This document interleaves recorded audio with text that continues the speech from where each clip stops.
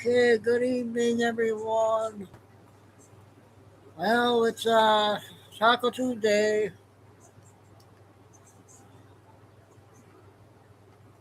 Feel a lot better.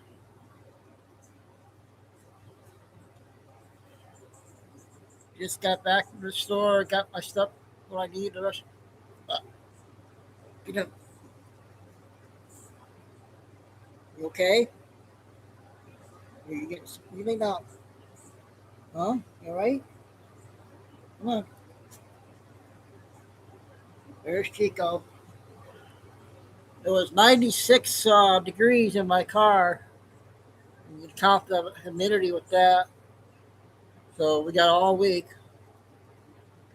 But I think two shows was burning me out and everything. So we'll go from now till at least 9, maybe 9:30.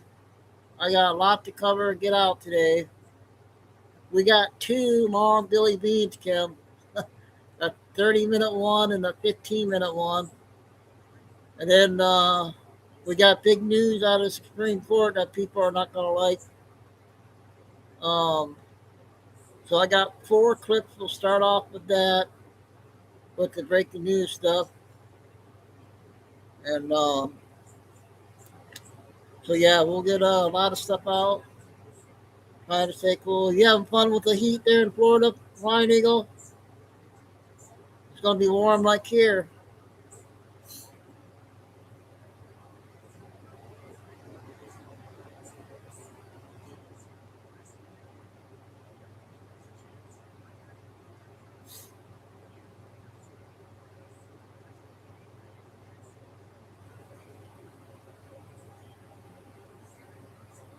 So, Empire, Texas.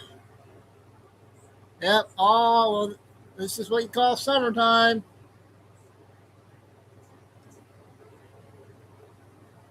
So the first five clips will be about the news out of the Supreme Court we got out today.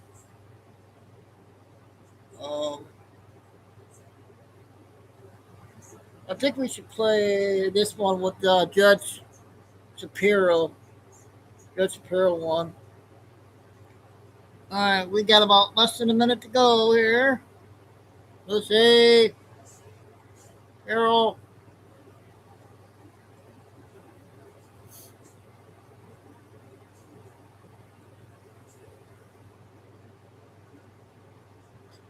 Well, that's what their plan was, right, Kim? New York, the big state of the whole country. That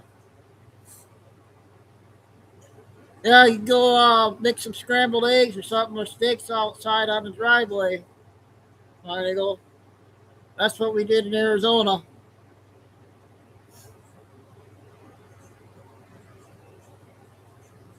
So, what did you guys think about Amy Barrett being a traitor now? She was the one that let the Democrats upheld mail-in ballots.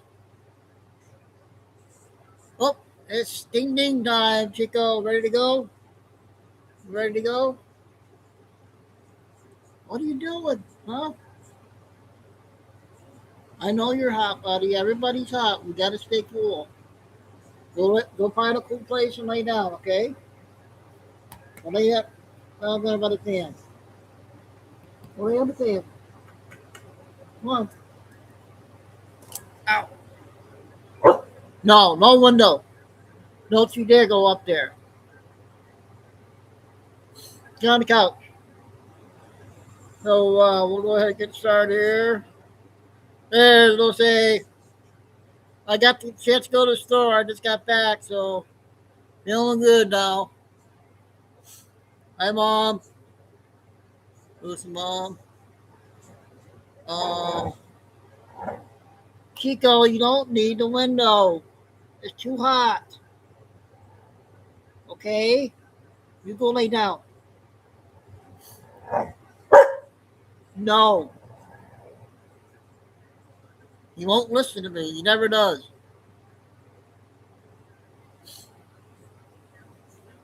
So Yeah, we got two Billy Beans out. Those are the big ones, and then I got a lot of other great ones to share. And well, the first five is going to be about the Supreme Court. All right, just a minute.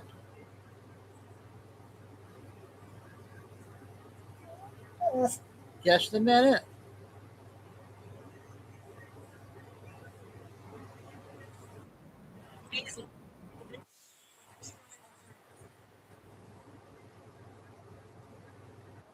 More socialist candidates across the 9 United minutes, States. you guys. It's a threat to our nation, actually.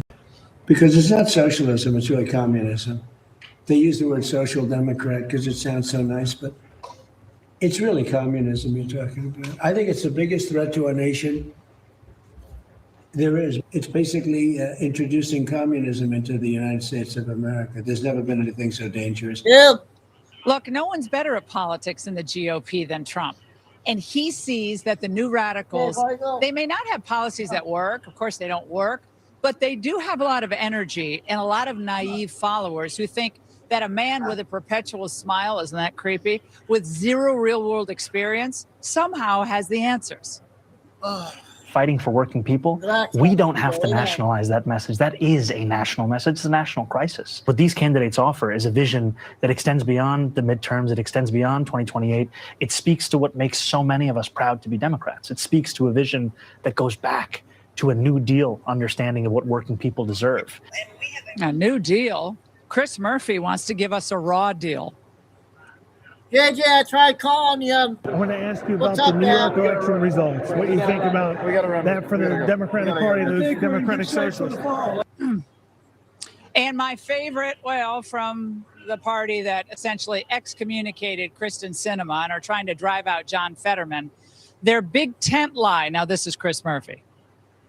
I want us to be a big tent party. I think that it's actually a sign of a party that is alive and growing when there's a contest of ideas inside the party. So I'm not a democratic socialist, but I do believe that the Democratic Party has been historically way too timid in taking on corporate power. We have to understand that people do not believe that this version of capitalism has worked. And frankly, it hasn't worked.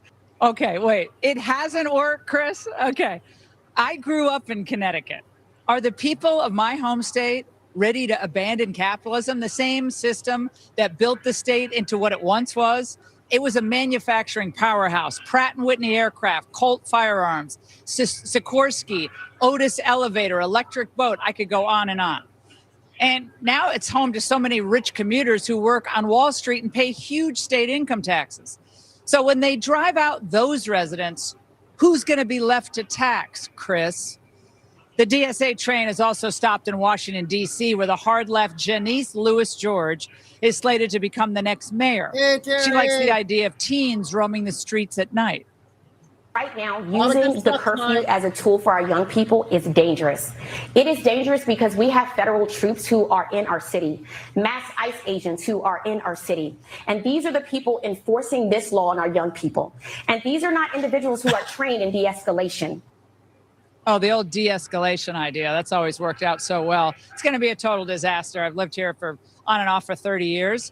Just a few years ago, crime here was so out of control that the extremely liberal D.C. Council was forced to pass legislation for more pretrial detentions for violent criminal defendants. But naturally, the soon-to-be mayor voted against it. But Trump's still going to plan to meet with her, although he warned that he will not let D.C. be destroyed by a communist adherent.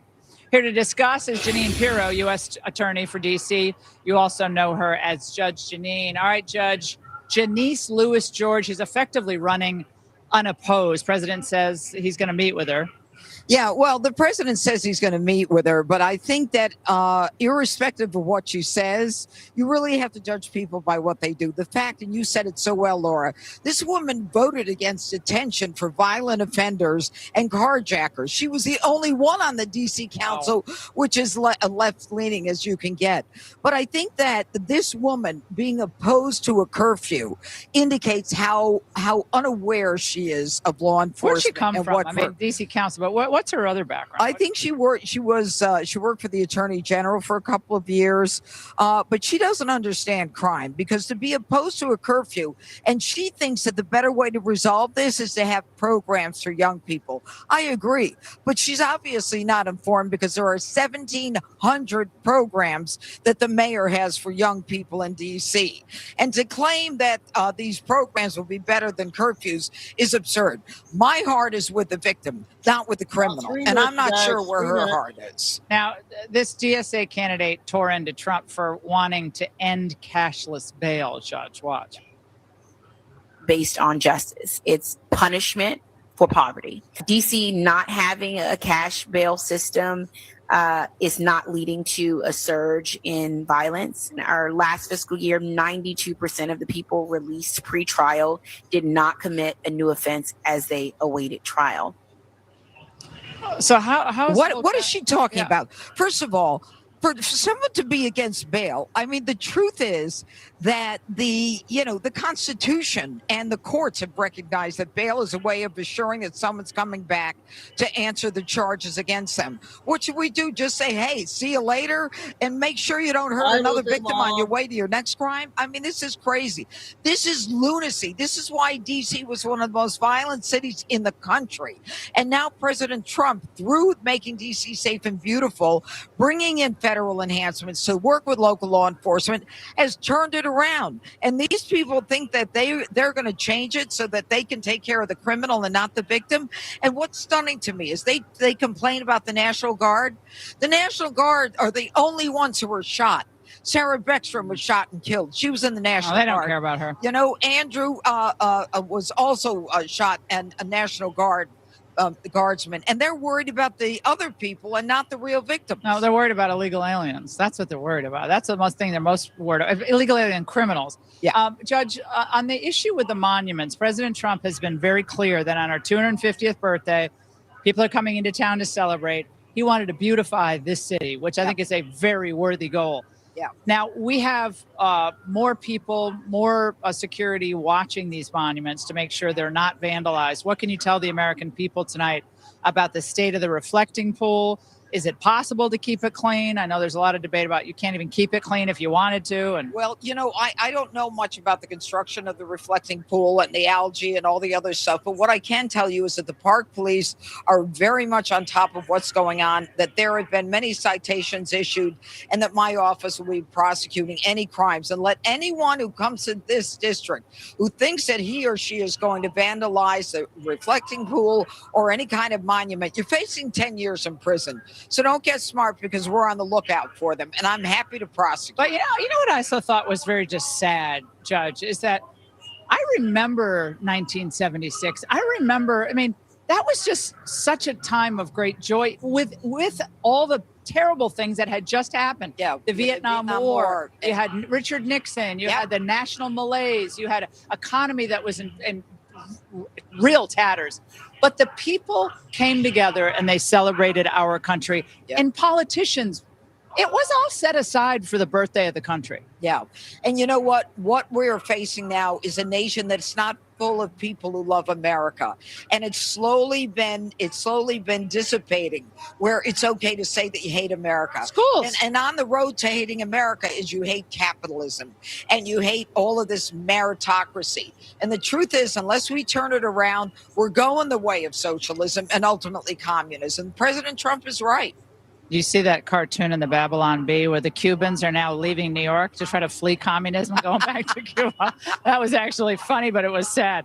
Judge, it is great to see you on this incredible week. Be sure to like. Okay, the next two clips is about 2 minutes, short ones.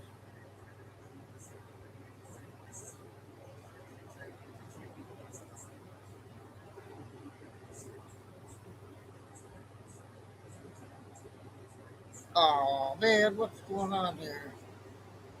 The internet's off?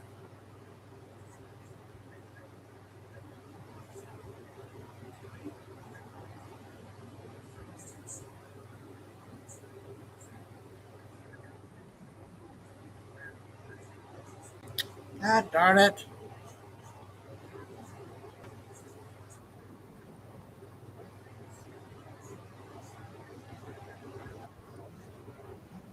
Birthright citizenship is here to stay. Now, this should not really come as a surprise to anyone. The arguments on this case were pretty clear, and it did turn on one of the justices in their decision. But it is held that the children born in the United States to parents unlawfully or temporarily present are subject to the jurisdiction of the United States and are citizens at birth under the 14th Amendment Citizenship Clause. Okay. And they go on through the historical context, right? They talk about Dred Scott, the Dred Scott decision back way back in time. And that was obviously one of the most important citizenship context cases that we have. If you're not familiar with Dred Scott v. Sanford is the case where the court departed from the common law principle that blood, not soil, determined citizenship. And that was where we had departed from that slaves could not be citizens. Okay, so in all of the opinions that are issued in this case, from the dissenting, from the concurring, but dissenting, all of them reference the Dred Scott decision. They interpret it differently, but it all comes down to the same, that it's the blood, not the soil, right? So if you're born here, you are guaranteed citizenship under the 14th Amendment. The justices go on to talk about how Chief Justice Marshall explained that jurisdiction referred to the full and complete power of a nation within its own territories, susceptible of no limitation not imposed by the nation itself. The narrow exceptions to the jurisdiction arose when exercising jurisdiction that would degrade the dignity of foreign sovereigns, most frequently in the case of foreign ministers. They do go on to explain that domicile and national citizenship are distinct concepts. One which establishes a domicile in a new country does not automatically become a citizen thereof, nor does he automatically lose his prior citizenship. But that does not mean that a person then therefore born in this country, that doesn't necessarily mean they're domiciled here. That makes them a citizen, right? Because domicile and national citizenship are different, right? They weren't brought here, they were born here. So for clarity, Roberts delivered the opinion, Sotomayor, Kagan, Barrett, and Jackson joined. Jackson filed the concurring opinion in which Sotomayor joined as the introduction. Kavanaugh filed an opinion concurring in the judgment and dissenting in part. Thomas filed the dissenting opinion in which Gorish joined. Alito and Gorish filed dissenting opinions. So birthright citizenship here to stay. Do you agree? Okay, I got one more with her.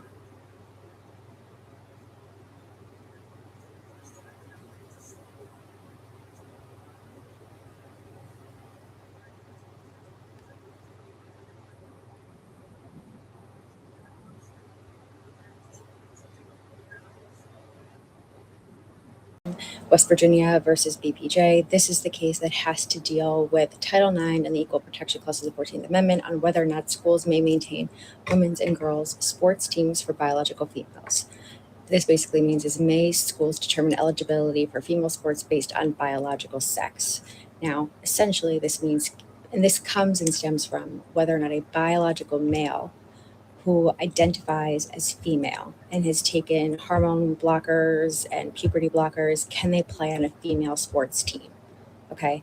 Now, there's a little bit of a discourse in this decision because part of the reason why people in Idaho and West Virginia were suing was because they argue that it should be on an individual basis case, right? So they should look at the individual and their specifics, whether they took hormone blockers or puberty blockers, to determine whether or not that individual should be able to play on the sports team on which they identify as. Now, the Supreme Court has said sex is sex. Your biological sex is your sex for the purposes of the sports team in which you play. To quote, it says Title IX allows schools to provide separate women's and men's sports teams defined by biological sex. And that is important for this decision.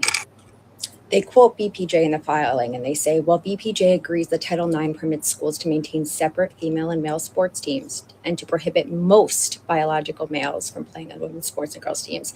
BPJ argues that schools must make an exception to the general rule for biological males who identify as female and have taken puberty blockers or hormones.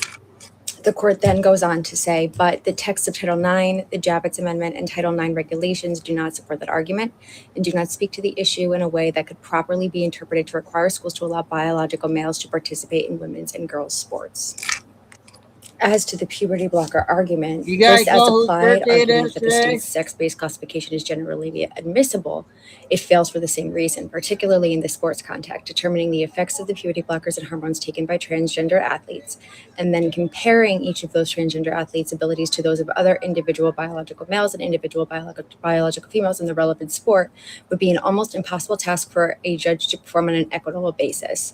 So what they're saying is essentially in the intermediate scrutiny test that you have to use in the gender-based equal protection that is constitutionally required in cases like this, it fails in that aspect. So as per the Supreme Court now, will be, if the states so choose, which they have to now do, a ban on transgender athletes on women's sports teams. So let me know in the comments whether or not you agree or disagree. Yeah, I just found her on TikTok. So I will see if you guys remember these two clips here.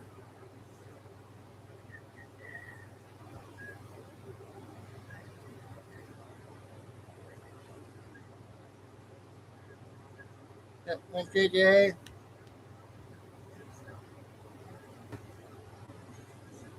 It's her birthday.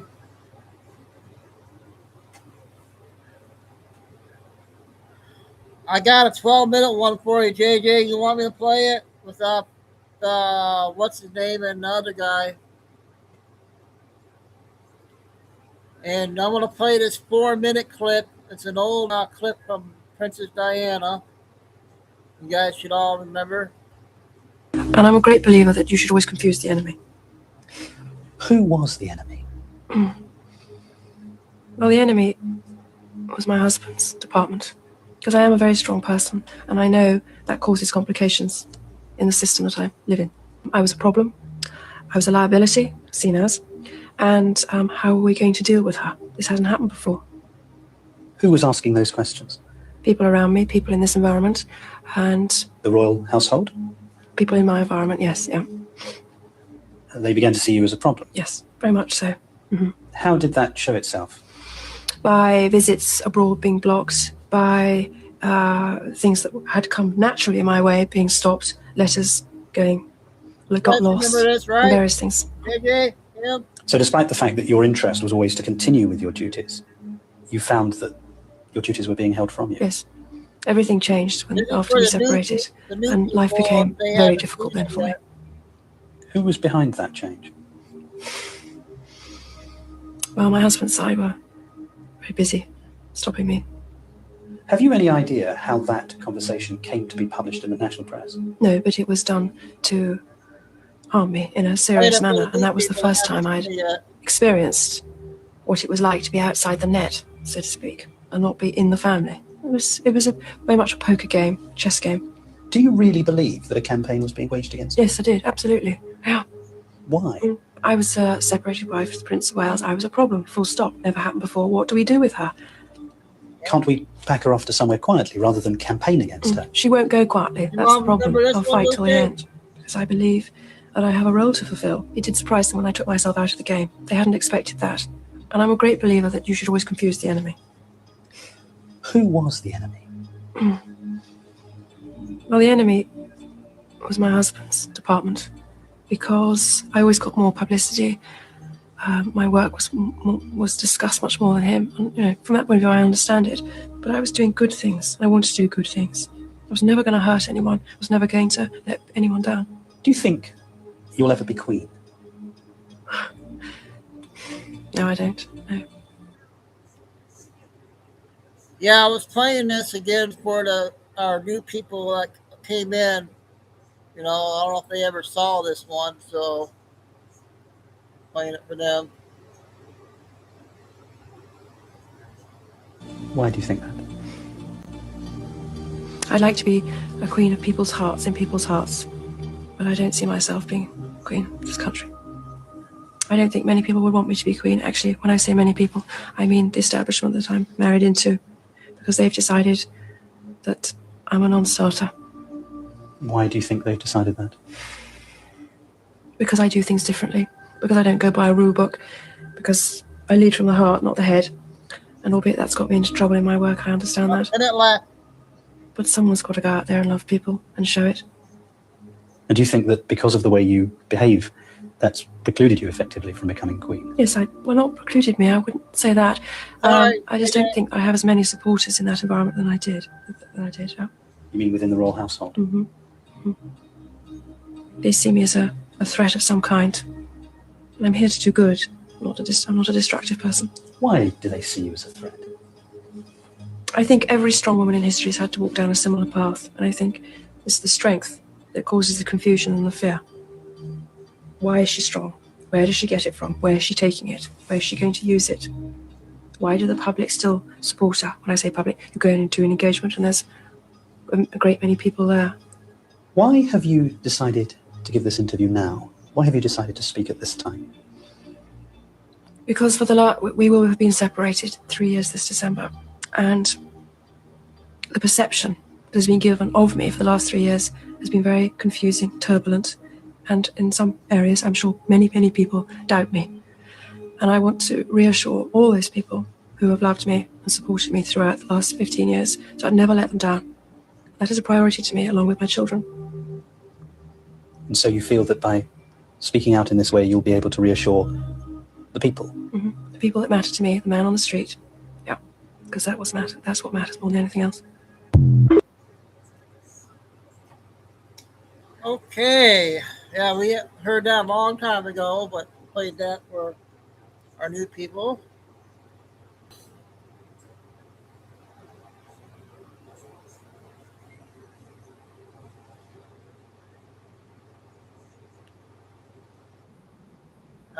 You guys gonna love this one.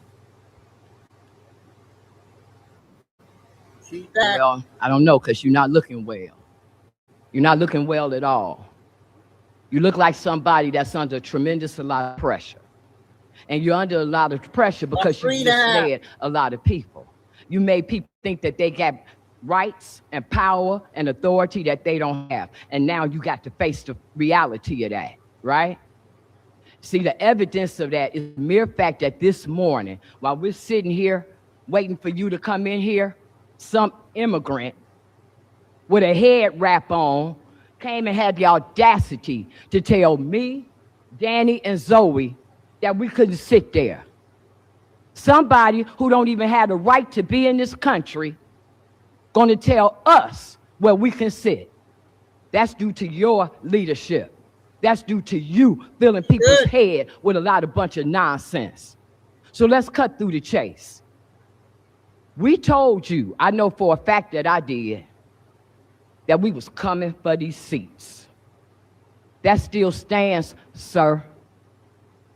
All you got to do is look at how the Republican Party is moving. You don't see that redistricting? That's getting some of them seats for Republicans? You don't see that? You don't see how you then had to close your mouth, sir, about all this white supremacy and Trump stuff, because he holding back on that money. You don't have no money, because all the money that you had, you gave it to these illegal immigrants. And now the feds ain't giving you no more money. And while you still sitting there looking like you don't know what I'm talking about that $70 billion that the Republicans on Pennsylvania Avenue just passing that partisan bill to fund ICE for the next 3 years. We're tired of what you're doing. We're tired of looking at that ugly Obama Center that has displaced everybody over there. And you're proving to the black community that you could care less. In fact, you're proving to Chicago that you could care less. And so at that poll, we're going to show you that we can care less about you. You got that? How you doing? She was good. I'm going to play one for JJ. 12 minutes.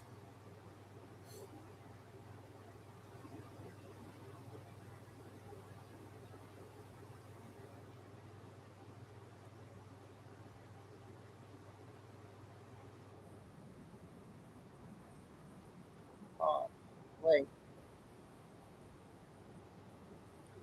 Maybe not. I think that's a long one, JJ. Yeah.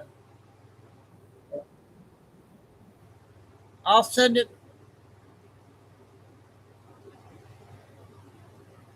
I'll send it to you.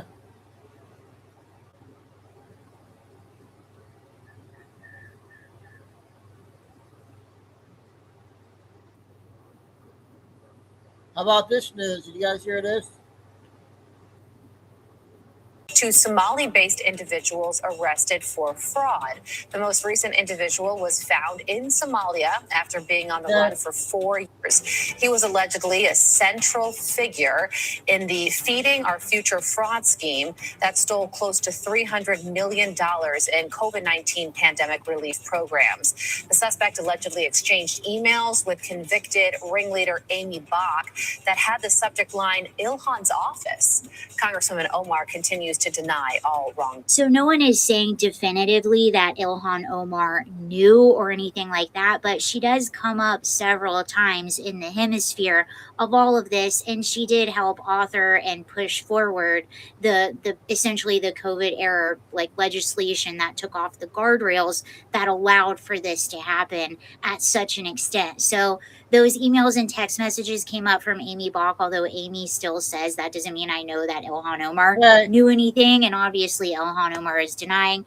And then the Safari restaurant, which was one of the main restaurants in this whole ginormous scheme, that did donate to Ilhan Omar's campaign. Ilhan Omar's campaign did give the money back when all of this first started coming to light around, I don't know, 2022 or something. But what is so interesting / funny about the whole thing is when the Minnesota Department of Education started to become suspicious of Amy Bach and this entire scheme. Because remember, Amy Bach, the white lady, who is basically the ringleader of this thing, it's her, and essentially like 69 or 79, I believe, other people who are all Somalian who are doing this fraud scheme. So when the Department of Education, who they were taking this money from, when they started to become suspicious and started stalling payments, Amy Bach not only started an entire demonstration accusing them of racial discrimination, she actually sued and won her lawsuit. So she then so the people with her then made T-shirts with the slogan FOF, Feeding Our Future Feeds Our Kids. The Minnesota Department of Education won't. And this is a part of. Okay, that was a short one there. The next two is the cat lady with only a minute ones for tonight, I think. She had only 3 hours of sleep.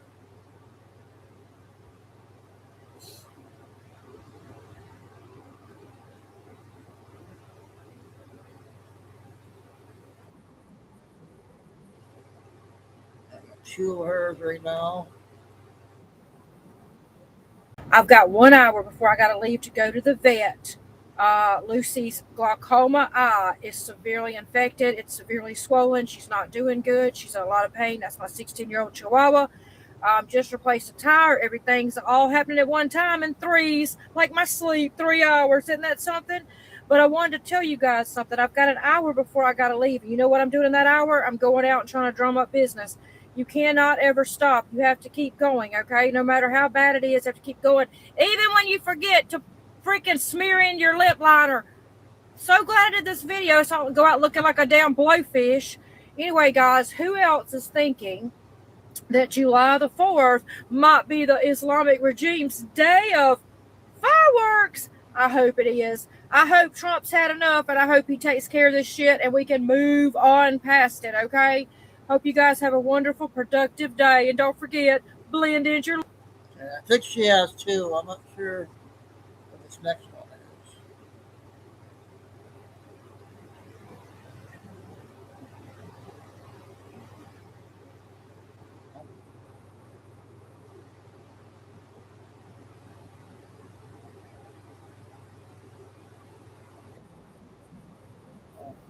Okay, that's only one she had. Maybe she'll have more later. Hey, we got some alien clips.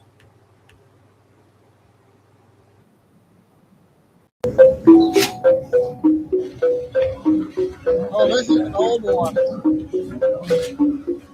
Might be an old one, guys.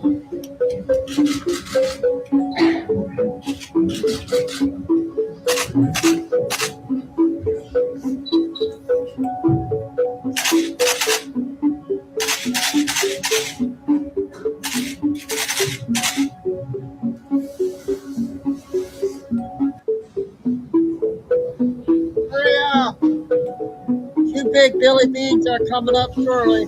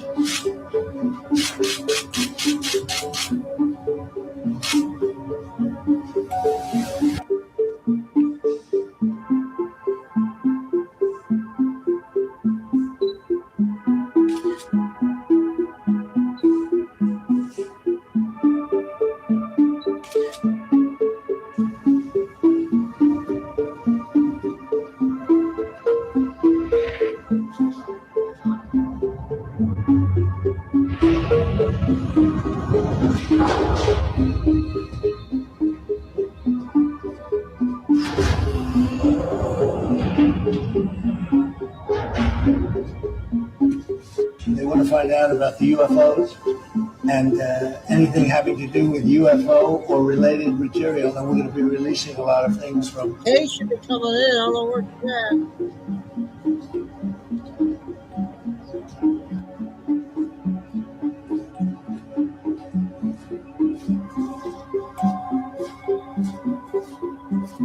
Might be an old one, guys.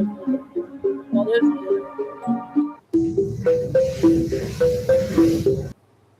I got some other ones to show later.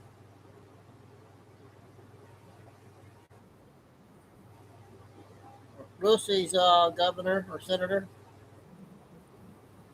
Of the party, are you concerned that this could be a warning sign for other candidates, maybe yourself, heading into your reelection in terms of the Democratic socialism? I mean, like it was a really big night for the dirtbag left, last week, without a doubt. And some of the crazy things that they've said, like clearly anti-America, anti-Western civilization, and they actually, one of them was even part of the groups. They wanted to end all Western civilization. So overall, that's a wing of the party without a doubt. But they're not Democrats. They're not socialists. Many of them are an avowed communist. So between P. Hustle in Maine and some of the other winners, in New York, they should form their own party and run on all the things that they've had to delete on social media overall. Carville went as far as to say that one of them should not be seated, specifically Chevrolet. Well, I don't really care what he thinks. He's really been in the game for 30 years. But what's happening right now is, I wouldn't say that's a fracturing, but I'm saying that I think I've said that. Well, I said that on. Was that Jesse Waters' show? I said, the party's becoming an orgy of socialism, and now, isn't that really what we see happening? Do you think the center politically is gone? Well, I mean, as a Democrat, I know what pays the bills as a Democrat. Everything is F Trump. I mean, that's what sells it for Democrats. I never engage in that kind of thing. I don't use abusive language. I don't call people Nazis or, those kind of terms. But absolutely, that's absolutely where our party's moved in. So do you think the rhetoric represents what people feel, or do you think the rhetoric has become more extreme? I'm saying that there are literally candidates in the Democratic Party. Some have won with the cameras. I mean, on the commercials are F Trump, literally in their commercials. So that there's, Trump has made a lot of things possible politically on this side, and it has mutated into some of those other people that they're willing to elect people that it's an overreaction, if anything. I mean, you look at the things that people have said: abolish prison, abolish the border, abolish ICE, abolish. I mean, these crazy people. And now I have colleagues in my caucus that refuse to even call this out. Have you seen that interviews on Sunday News about a lot of that? But I'll always call it what it is, and I know Bill Maher would do that, and that's why why I love him, and I think a lot of us love him. I wanted to ask you what you thought about the direction of. Okay. What one do I got next? I think we're going to go ahead and say that do the first Billy Bean is a half hour. Our second one's going to be 15 minutes.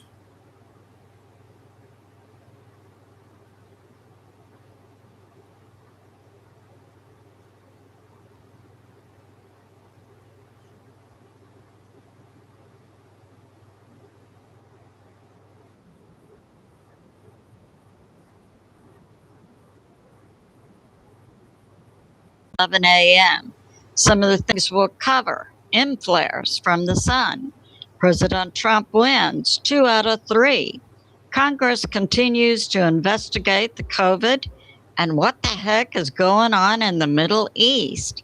Who knows? Along with an update on Russia and Ukraine.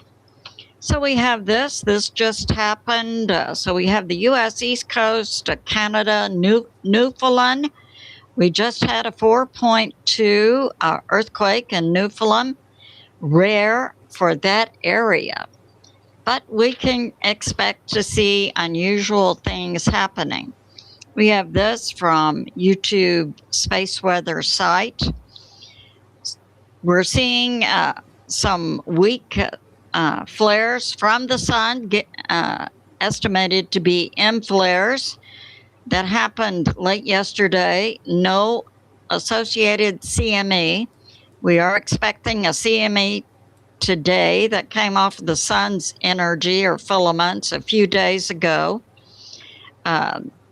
Estimated to be a weak geomagnetic storm G1 to G2.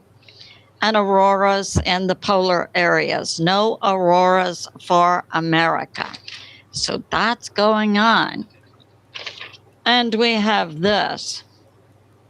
What's going on in Venezuela? We are seeing rest in peace, 1,700. Estimated 70 to 80,000 missing. No, the rest in peace number is now up to 1,800. Missing up to 80,000. We are hearing positive news about a small number being rescued now, 6 days after the rare twin earthquake, 7.2 and 7.5.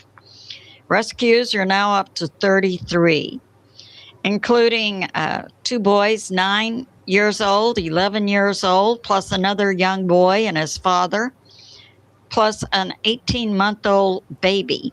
We did hear about a Venezuela soccer player, a rush to where his wife and son were located, and found that his wife had passed away as she shielded their 3-year-old daughter. The daughter is alive. But it's good that we pray for Venezuela. The catastrophic damage there is unimaginable. 58,000 buildings have been turned to dust. And it appears that the USGS estimate of the death toll, 10,000 to 100,000, may come to be seen. So that's going on. And we're hearing about 86, many nations have brought in aid, including the U.S. military, and that the rescue and aid groups have 86 dog teams on the ground. So that's going on. And they've had up to 1,000 small aftershocks, the largest being in the 4 category. And we have this. Yesterday, we had a 5.7 earthquake about 100 miles from Crescent City, California, 2 near Petrolia, California, 1 a 5.2, 2 hours later a 4.5. We have this from Israeli News regarding Israel and Lebanon. The Lebanon government, in the past 24 hours, I'll be bringing out more information, waxes and wanes toward its position toward Israel. So Israeli News Live brought this out about midday yesterday, that the government of Lebanon endorses working with Israel. But we'll see from other sources that changed later in the day. We have this from U.S. Intel that, yes, so we are seeing on the Earth direct impacts of the some say 13,000 year cycle. We are seeing Earth tilt. We're seeing anomaly weather and earthquakes and volcanoes being juiced up. But we're having a maximal effect upon the Earth that's also impacting our weather. Now what we're seeing in the U.S. is a catastrophic, life-threatening heat dome from Wednesday through Saturday for about 2/3 of the U.S., south, north, and extending into the East Coast. We will be seeing life-threatening high temperatures. New York will be experiencing a feel-like temperature of 115 degrees Fahrenheit. Washington, D.C., an actual temperature of 103 Fahrenheit. So that's going on. And we have this from BP Earthwatch. Yeah, he brought out an interesting segment yesterday, Age of Ash. And that comes from a group, I think it was, sounds like sociologists, geologists in the 1960s, putting forth a long-term prediction for the Earth based on what was going on the Earth and anticipated impacts on the Earth from space and this thousands of years cycle called the Age of Ash. And we are also seeing catastrophic, life-threatening wildfires now taking effect from about mid-U.S. out to the West Coast. A huge wildfire currently burning in Utah that's consumed 100,000 acres is now moving over into Colorado. We're seeing anomaly wind speeds, such as we saw in the past 48 hours take place associated with a thunderstorm in South Dakota with winds up to 120 to 130 miles per hour. And we're also seeing these wildfires then pass ash into our rivers, clogging our rivers. And as I've put forth with the primary source being BP Earthwatch, over the past several weeks, we have seen also catastrophic, life-threatening water downturns with the availability of drinking water from West Coast extending into Utah and Colorado, with the impact on Lake Powell and Lake Mead and other, we had a large lake in New Mexico also dry up. Now, BP puts forth that much of this impact on the dams and water systems in West Coast U.S. is associated with increased use by AI data centers. That could be a factor.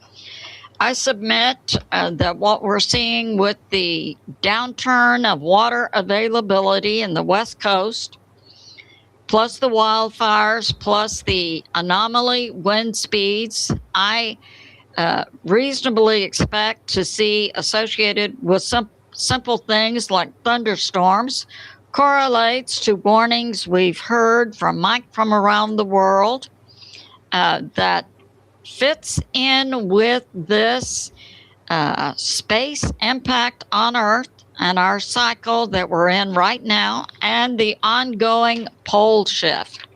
So that's going on. And we have this. We have that, from the Supreme Court, we've had 3 landmark opinions come out this morning. President Trump wins 2 out of 3. Only biological females may compete in girls' sports as rules are set by schools. So the Supreme Court sided with the conservatives that biological males may not compete in girls' sports kindergarten through college as the schools set the rules. And we have the Supreme Court upholding a lawsuit brought on behalf of Vice President J.D. Vance regarding campaign finance. The Supreme Court upheld that campaign finance dollars collected at a national level may be used at a state level in campaigns. We do see President Trump losing on the birthright citizenship ruling by the Supreme Court. The Supreme Court upheld the conservative interpretation of the Constitution that's been in place for hundreds of years, saying that anyone born on U.S. soil is a U.S. citizen. What President Trump can, and they struck down President Trump's executive order. What President Trump can try now is to amend the Constitution, which requires 2/3 vote of the states and usually takes 7 to 10 years. Oh, geez. That's how our Constitution is amended. In other words, Congress can introduce an amendment to the Constitution. It then goes to all states. Their state AG has to look at it and say, yes, the state will push for this, and then the state has to put it on a ballot to be voted on by the citizens in the state. This process alone can take 2 to 3 years. Then 2/3 of the states have to vote yes to amend the Constitution. 7 to 10 years to get that done. That's why we don't see many amendments coming along. Because the political party that introduced the amendment goes out of power, so the states don't even take it up. We have this from Dialogue Works and former CIA analyst Larry Johnson, that there is supposed to be today, Tuesday, a meeting in Doha, Qatar, between Iran and the U.S. And it's believed Qatar will act as a mediator, and Pakistan mediators will also be there. It appears that Europe is hurting very much from this Strait of Hormuz downturn, with Europe suffering a dramatic loss in availability of oil and gas. And I had noticed yesterday some European meeting with Macron sitting at the head table wearing shades. And I wondered, why is he wearing shades? Larry Johnson brings out he's wearing shades because his wife, Brigitte, smacked him down again. So that's going on. And in Iraq, we've been hearing That happened about 2 to 3 days ago at night in Iraq. We were hearing multiple reports from multiple sources about the Iraqi government going into the green zone. That's the location of the U.S. Embassy, also the Iraq military, also Iraq politicians live in that area. With the Iraq government and military going into the green zone and arresting the Speaker of their parliament and about up to 15 Iraqi government members, allegedly on charges of corruption. So that's going on. We have this from Business Reform. Very interesting. This guy, Business Reform YouTube, has a PhD in engineering, and his focus is surveillance systems in the U.S. It turns out across the U.S. we have 100,000 flock cameras along our freeways and other major roads that read license plate numbers. So that's one form. We also, oh yes, when you go into public restrooms, it might be good to refrain from revealing any secrets, because now in many public restrooms are halo surveillance devices that are listening devices. So that's going on. And we have this. We also have another signal devices put out by Leonardo, a competitor to Flock. And these are put along our highways and major roads. But they're hidden. Usually in like highway barrels and certainly on unmarked police cars. They read license plate numbers, but they're also listening devices. So that's going on. We have this from Stephen Gardner. So it's come out that according to HHS, RFK Jr. and Dr. Oz, that a $30 billion fraud has been found in Medicare, Medicaid, and so on. And that's based on up to 1 million fake people being enrolled to receive Medicare, Medicaid, who have no Social Security number by fraudster companies, but they're being identified and arrested. We have this from New York Prepper, from Lebanon. So this supports my position, what's going on in the Middle East. So we now have this. So I just had put out that the Lebanon government wanted to work with Israel. Now this comes out later in the day.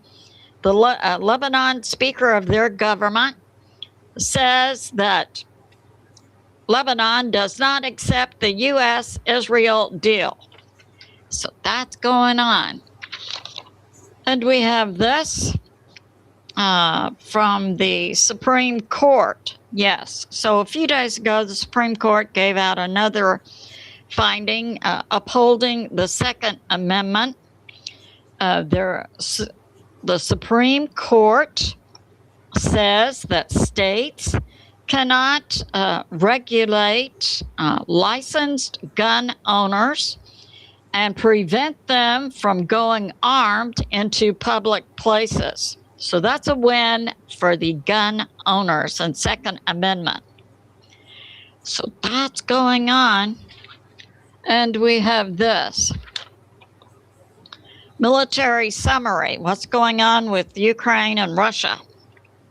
So then overnight, in the past 24 hours, Ukraine hit Russia again with 400 drones, impacting more of their oil and gas. And we understand Ukraine had been successful in putting thousands of miles, a drone hit on a oil location in Siberia. Now, this is my thinking. Russia has air defense systems, and these drones have to be in the air, launched from Ukraine, 40 minutes, an hour, several hours before they hit Russia. So why is Russia not taking them down? I find that puzzling. So at any rate, in the past 24 hours, Ukraine hit Russia with 400 drones. And during this time frame, the past several weeks, we've been hearing about these massive Ukraine drone hits on Russia and Crimea. While that's been going on, the Russian military has been making advances in obtaining more land in Ukraine and controlling it. And they're working on Slavyansk right now. They've taken other significant areas beyond Luhansk, Donetsk, Kherson, and Zaporizhzhia. So they are moving into and across the Dnipro River, and they're also moving to take Kharkiv and Sumy, major cities in Ukraine. They've also, during this process, Russia destroyed 150 to 200 gas stations inside Ukraine. So Ukraine's logistics line is also being impacted. It's now being put forth that Russia has grouped up to 3,000 drones and is predicted to do a massive drone hit on Ukraine. And I will point this out. Ukraine legally is without a president. Zelensky's term ran out over 1 to 2 years ago. He then illegally banned elections in Ukraine. He doesn't have that authority under the Ukraine Constitution. Therefore, anything Zelensky agrees to or signs is not legal according to the Ukraine Constitution. We have this from Promethean Update that President Trump appears to be following in the steps of another peacemaker, President Nixon, who got us out of Vietnam. And now we see President Trump working to bring peace in the Middle East between Israel and Lebanon. April 14, 2026 in Washington, D.C., was the first meeting between Israel and Lebanon in 43 years. So that's going on. We have this also, June 23, near White Sands. I believe that's in New Mexico. We have the U.S. military testing directed energy weapons, which can burn out and take down drones. We have this from President Trump in January of 2025, when President Trump brought forth the concept, Golden Dome, relating back to President Reagan's concept of Star Wars, which is a defense system that will be armed with directed energy weapons and lasers, but will only cost the same amount to operate as the cost of electricity. So it's also an economical form of defense. And we understand Golden Dome will cover Greenland, Canada, the U.S., and into South America. We have this from Forbes, Senator Rand Paul, recently interviewing 19 whistleblowers regarding the COVID virus and the mRNA COVID shot,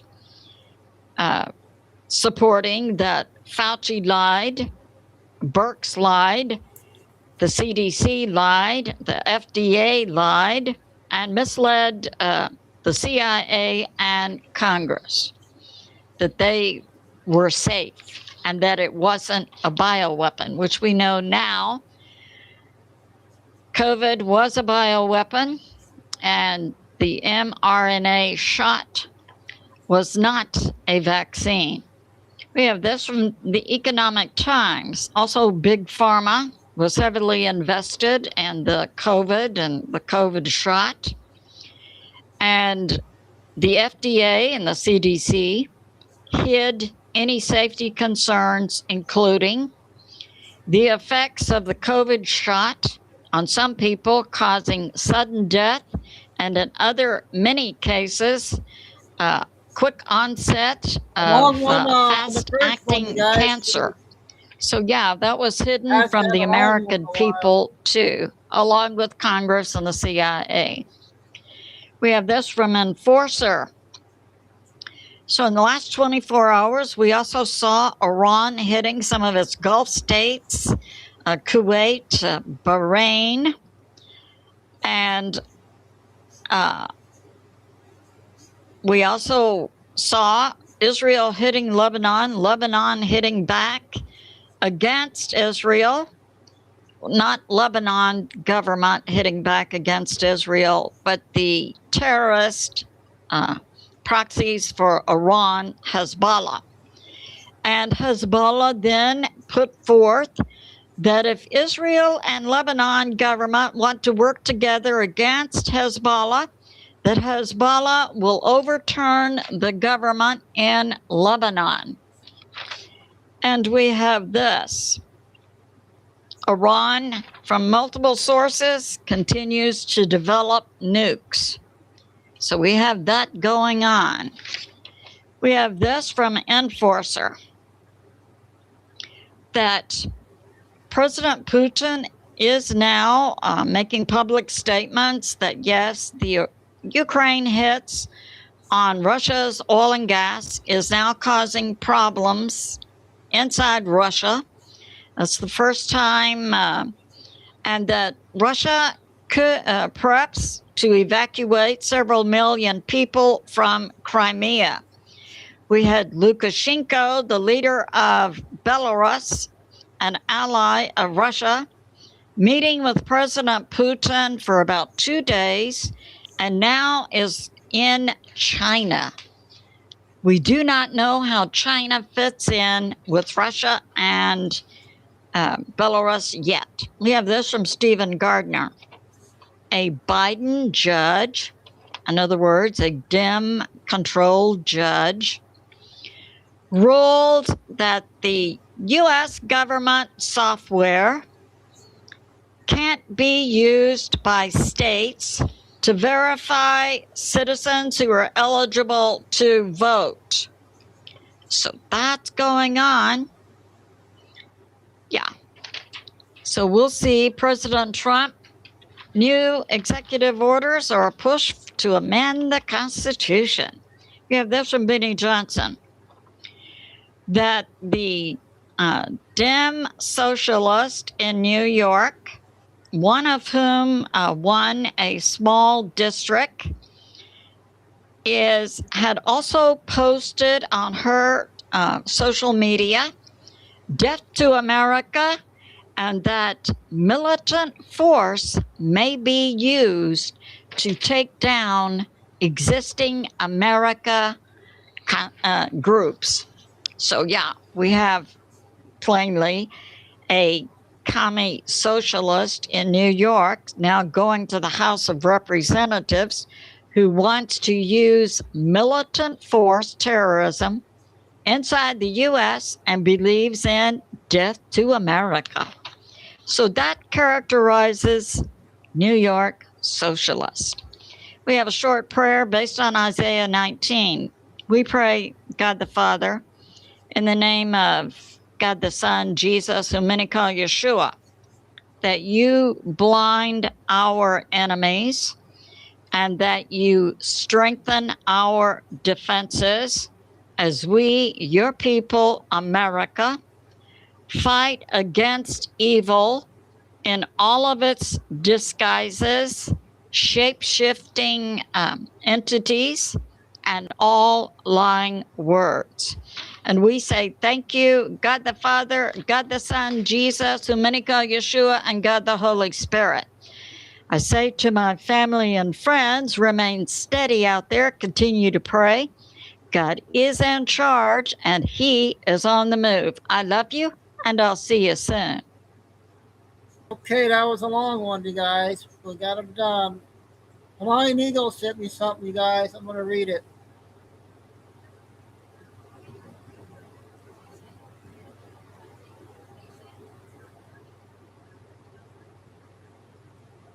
I don't know stuff about this. Flying Eagle knows a lot about all this.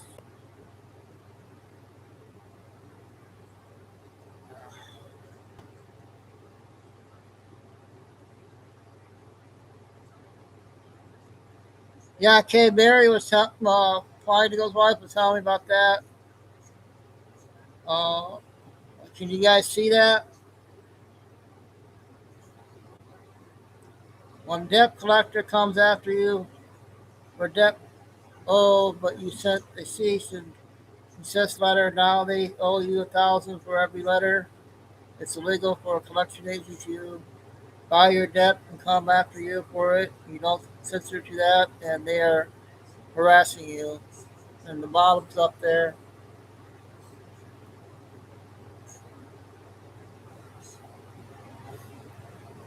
So thanks, Plightigo, for sending me that over. I don't know how to do it, so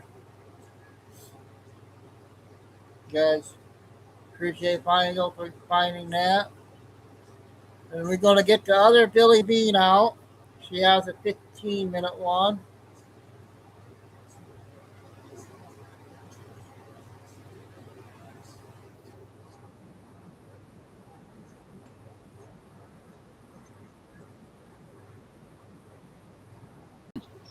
The U.S. military finally acknowledges ETs and spaceships. Yep, we have also IRGC leaders being taken out. And some news about NATO jointly planning with Ukraine for long-range strikes inside Russia. So let's get started.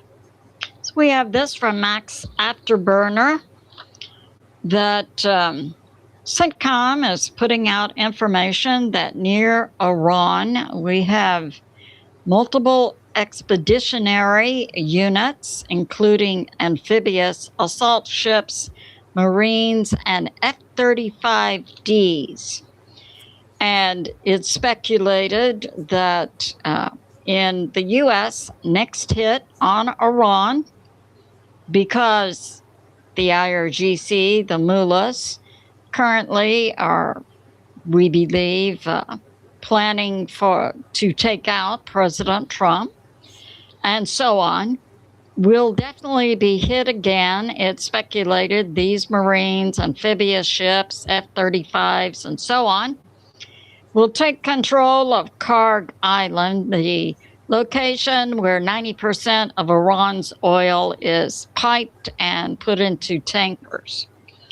We have this also coming out from Max Afterburner that the Pentagon in their June report did, which has been recently released, put out that over U.S. military bases, the Pentagon is photographing, video taping, and so on, what appears to be ET spacecraft being described as orange motherships, letting out smaller red orbs, which are then circulating over the U.S. military bases.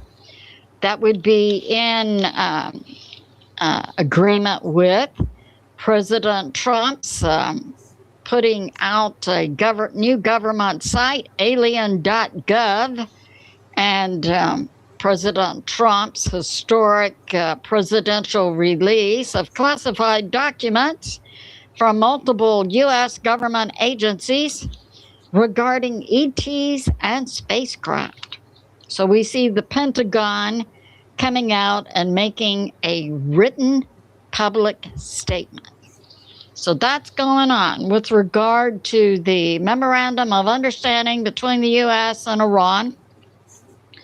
We have heard today that there was to be a meeting in Doha, Qatar, between the U.S. and Iran.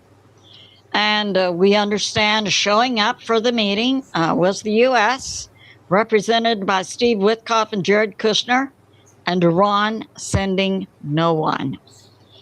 And we see within Iran, also within the last 12 hours, multiple takedowns of IRGC leaders believed to be and being put out that this takedown of the IRGC leaders inside Iran is being done by the Iran Resistance Movement, or the Iranian people. And we have this. The U.S. team showed up, and Iran is a no-show. And also the U.S. Had speculated or perhaps has gone ahead to take down the oil sanctions against Iran for a 60-day period. And according to sources, Europe and other nations are not going to be buying oil during the 60-day period, which is viewed as not reliable based on the actions of Iran, and that Iran is currently only selling oil to China.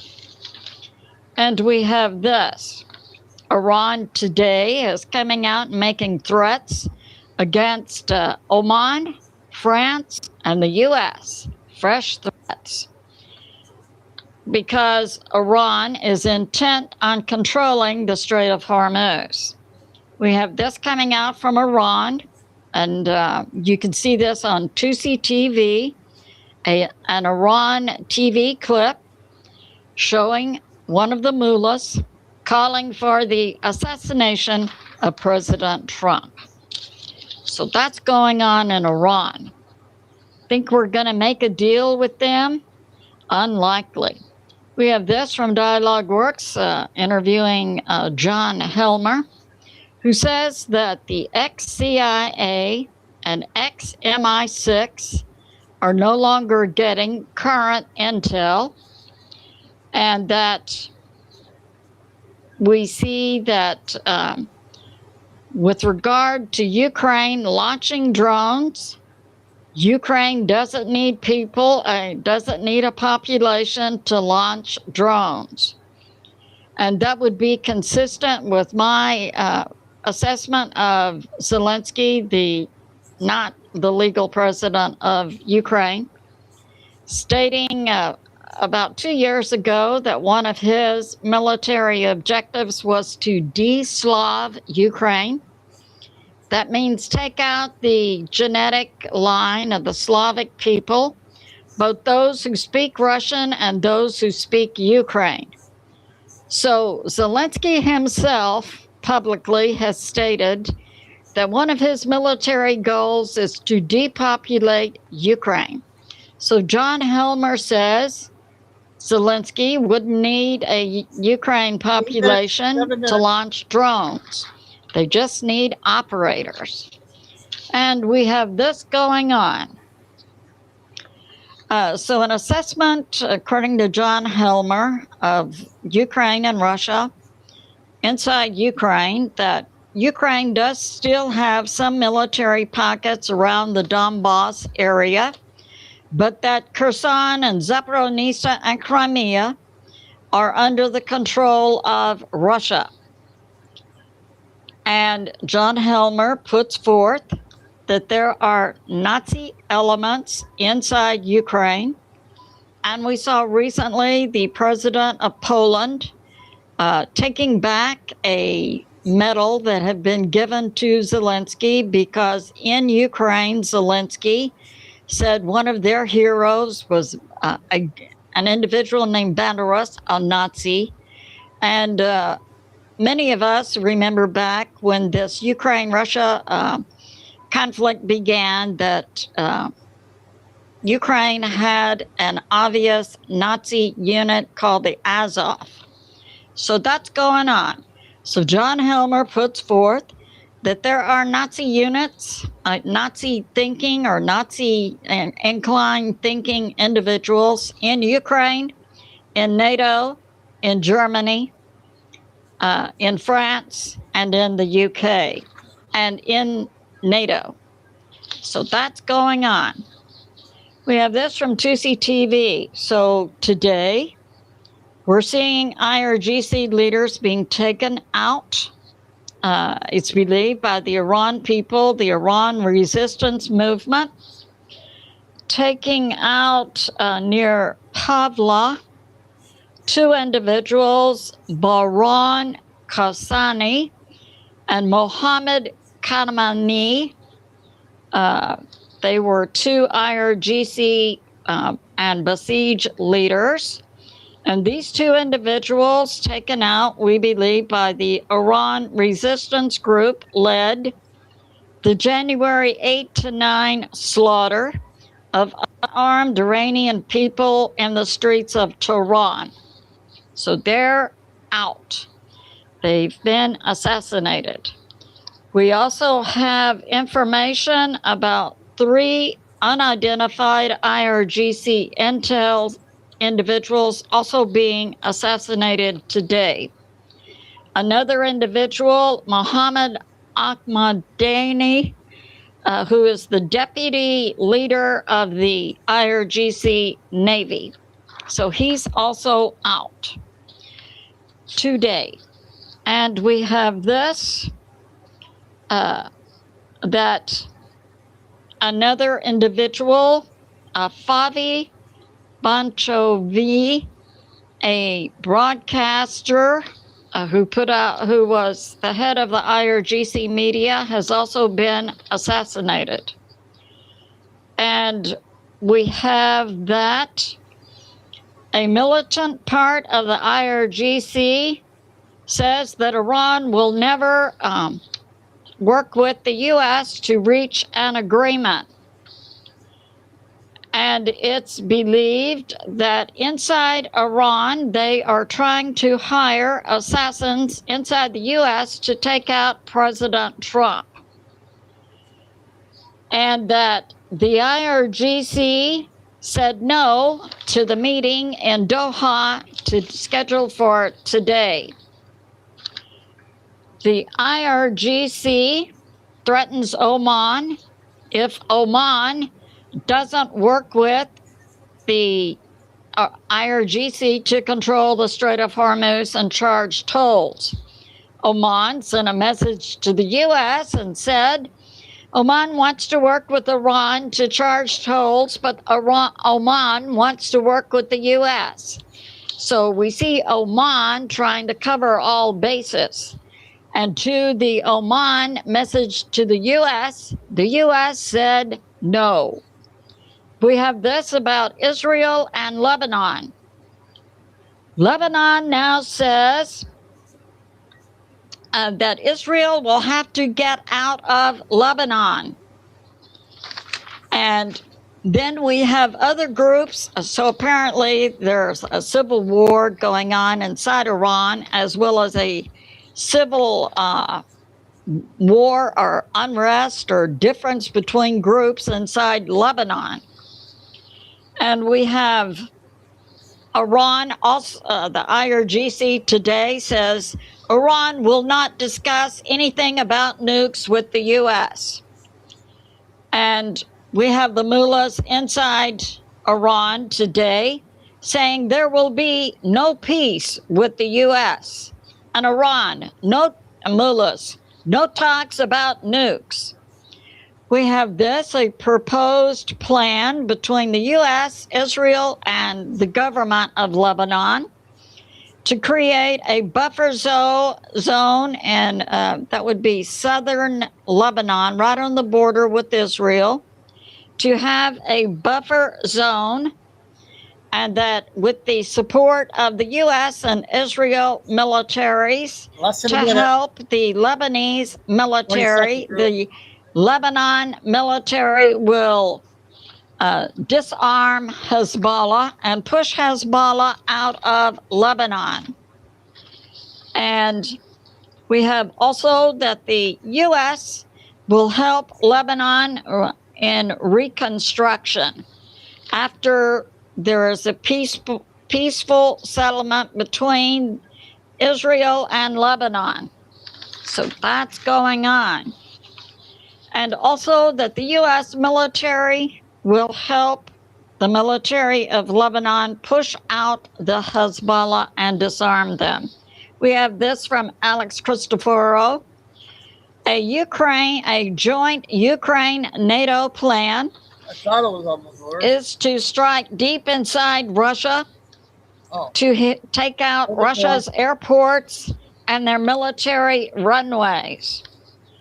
And we have this, a statement by a Russian spokesperson, Maria Zakharova, that Russia is aware of this joint planning between NATO and Ukraine. That's your name. And we have this. Ukraine's threat to Belarus made over a week ago has now expired, with Ukraine taking no action against Belarus. However, we do have misinformation coming out from Ukraine saying that Belarus was taking down their radar installations along the border with Ukraine, but those are only words and there's nothing to back that up. So that's going on. This concludes my flash update. I love you and I'll see you soon. Okay, we had two good ones. We have two with her. I got a couple new ones. Probably go check. They're interesting. The first one's 8 minutes.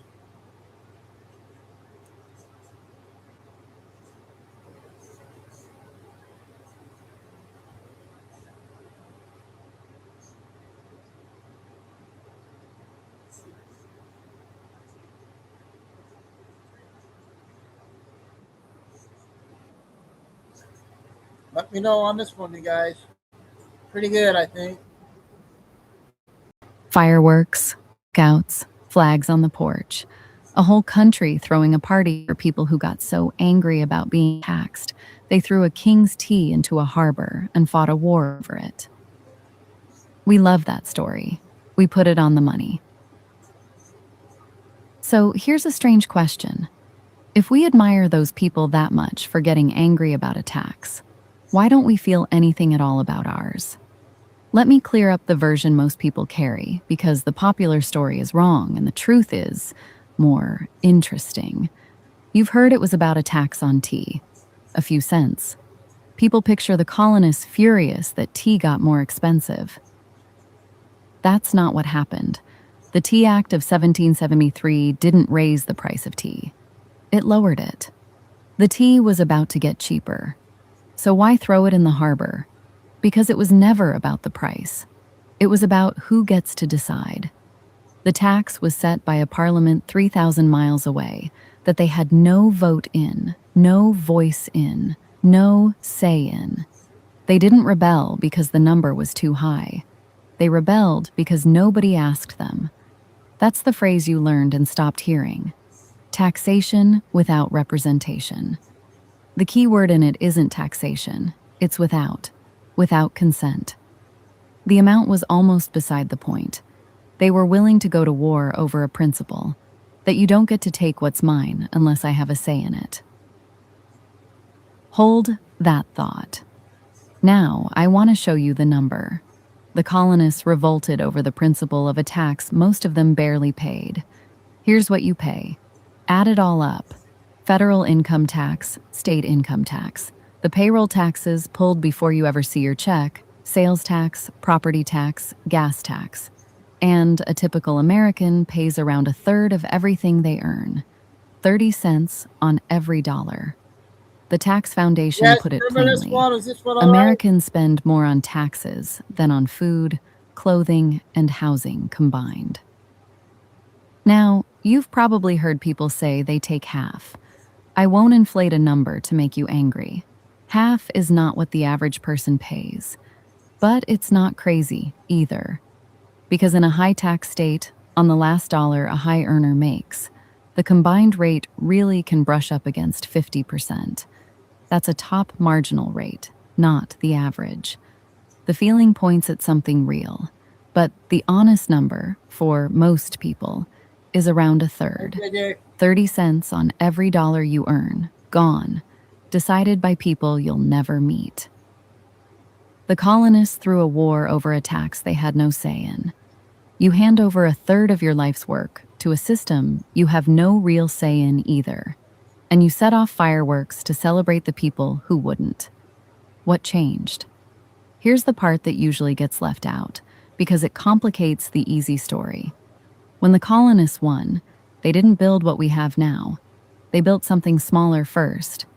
For about a decade, this country ran under the Articles of Confederation, a central government so deliberately weak it couldn't even tax people directly. It had to ask the states for money. It couldn't raise an army on its own. It was, on purpose, almost powerless. And here's where I have to be straight with you. That system had real problems. The central government couldn't pay its war debts. The states fought each other over trade. There was an armed uprising, Shays' Rebellion. It struggled to put down. It was not some flawless libertarian paradise, and anyone who tells you it was is selling you something.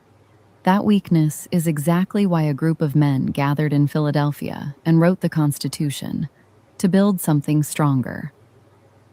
But sit with what that fix was. The cure for a government too weak was one that could tax you directly, raise standing armies, and grow into the thing we have today, that takes a third of everything you make. We had a dial, turned almost all the way down, and because the low setting had problems, we turned it up. The honest question isn't whether the articles were perfect, it's whether we had to turn it this far, and whether there was nothing in between. The man who wrote the Constitution's strongest critique saw exactly this. Lysander Spooner, the abolitionist I quoted in the very first thing this channel ever made. The Constitution was supposed to limit the government, to keep it from becoming the kind of thing the colonists revolted against. Spooner looked at the government it actually produced, and he wrote this. But whether the Constitution really be one thing or another, this much is certain, that it has either authorized such a government as we have had, or has been powerless to prevent it. In either case, it is unfit to exist. Read it slowly. He's laying a trap with two doors, and both lead to the same room. Either the document allowed the government we got, and it failed at the one job we praise it for, or it tried to stop it and couldn't, and it failed anyway. There's no third option where it worked. So here's the uncomfortable turn, and I'm not going to hand you a flag to wave or a villain to hate. I'm not telling you taxes are theft. I'm not telling you to stop paying them. That just gets you a cage. I'm not telling you the founders were right. I'm telling you to notice the gap. The thing you celebrate every July, people who refuse to be taxed without their consent, is the thing you now do every April without blinking. A third of your work, taken by people who never asked you, the way a parliament across an ocean never asked them. The colonists felt that as an outrage worth a war. We feel it as a Tuesday. I'm not asking you to be angry. I'm asking why you're not. They threw the tea in the harbor over the principle of the thing. You hand over a third of your life over the principle of nothing, out of habit, because it's just how it works. Maybe that's fine. Maybe you decide it's the price of the roads and you're at peace with it. That's a real answer, and it's yours to make. But make it. Don't sleepwalk past it once a year while the fireworks go off over a revolt you'd never join. I'm Anarcho Voice. Every July. So I hope that was okay. This came out 6 hours ago, so it's a new one. Okay, I got a 11-minute one. It's a new one, you guys. So let me know about this one.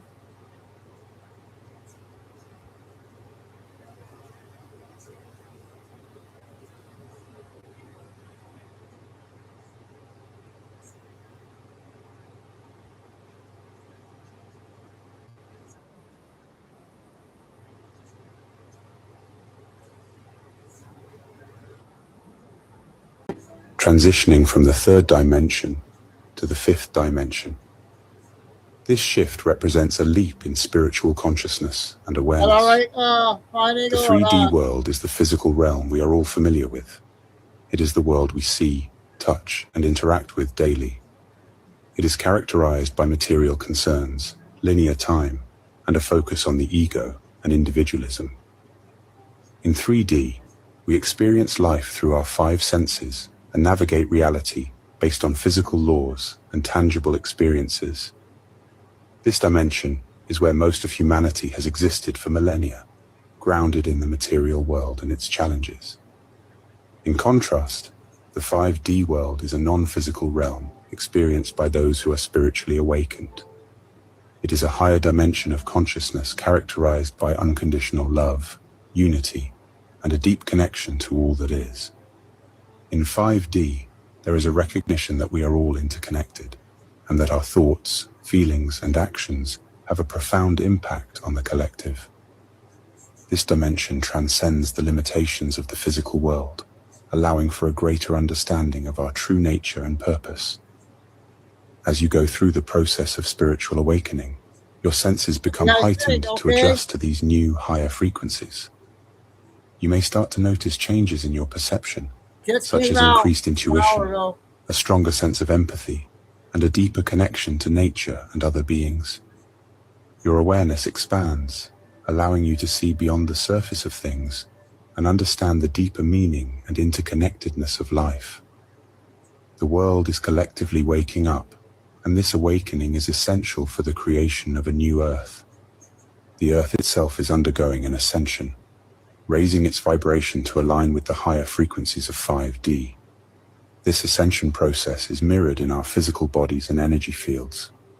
Ascension involves raising your vibration, shedding the ego, and shifting into an elevated level of consciousness.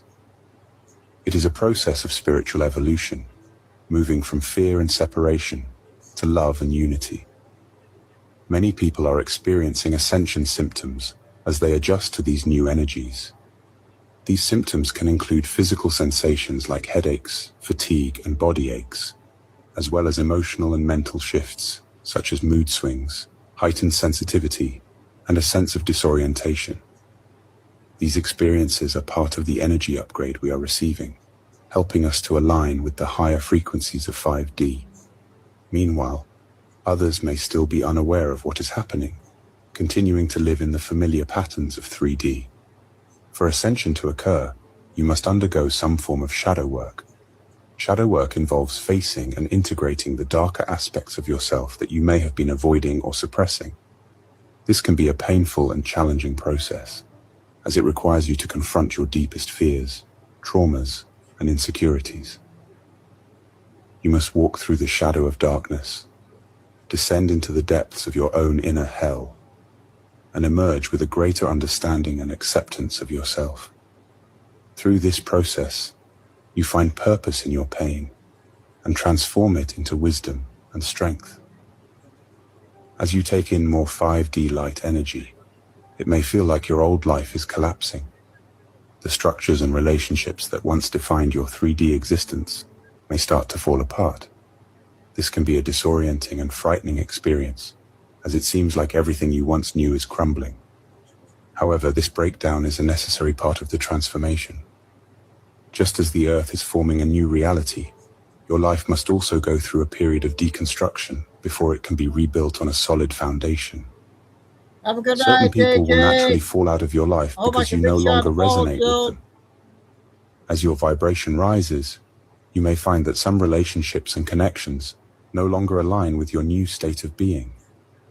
This can include friendships, romantic relationships, and even family ties.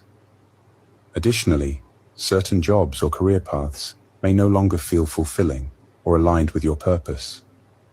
These changes can be difficult to accept, but they are an essential part of your growth. Understand that this process is for the best. Do not be afraid to let go of the people and things that are falling away. Holding on to the past will only hinder your progress and keep you stuck in old patterns. Open your hands and let go, creating space for new opportunities, relationships, and experiences that are more aligned with who you are becoming. On the other side of this transformation, you will see how your new life is the one you have always dreamed of. As you fully integrate the higher frequencies of 5D, you will experience a greater sense of peace, joy, and fulfillment. Your life will be filled with deeper connections, more meaningful experiences, and a stronger sense of purpose. The challenges and hardships you face during this time of awakening will reveal themselves as stepping stones to a brighter, more enlightened existence. Moreover, as you transition into the fifth dimension, you will naturally start to eliminate toxins and toxic influences from your life. This can include toxic people, harmful substances, and negative thoughts. Your new state of being simply cannot tolerate these negative elements anymore. You will find that there is no longer any room for these detrimental influences in your life. The energy they carry is no longer a vibrational match for you. These negative things don't feel right. They make you feel unwell, and they irritate you. Because of this, you instinctively avoid them. Avoiding these toxic influences doesn't mean you don't care about others. On the contrary, you do it because you care deeply about yourself. You understand that your well-being is paramount. Even if this means spending more time alone or missing out on certain activities, you recognize that your mental health and peace of mind come first. Your mental health is now a top priority, and your peace of mind is more important to you than anything else. You understand that maintaining a high vibration requires you to keep your environment and your thoughts free from negativity. If you identify as a light worker or starseed, this process is especially significant.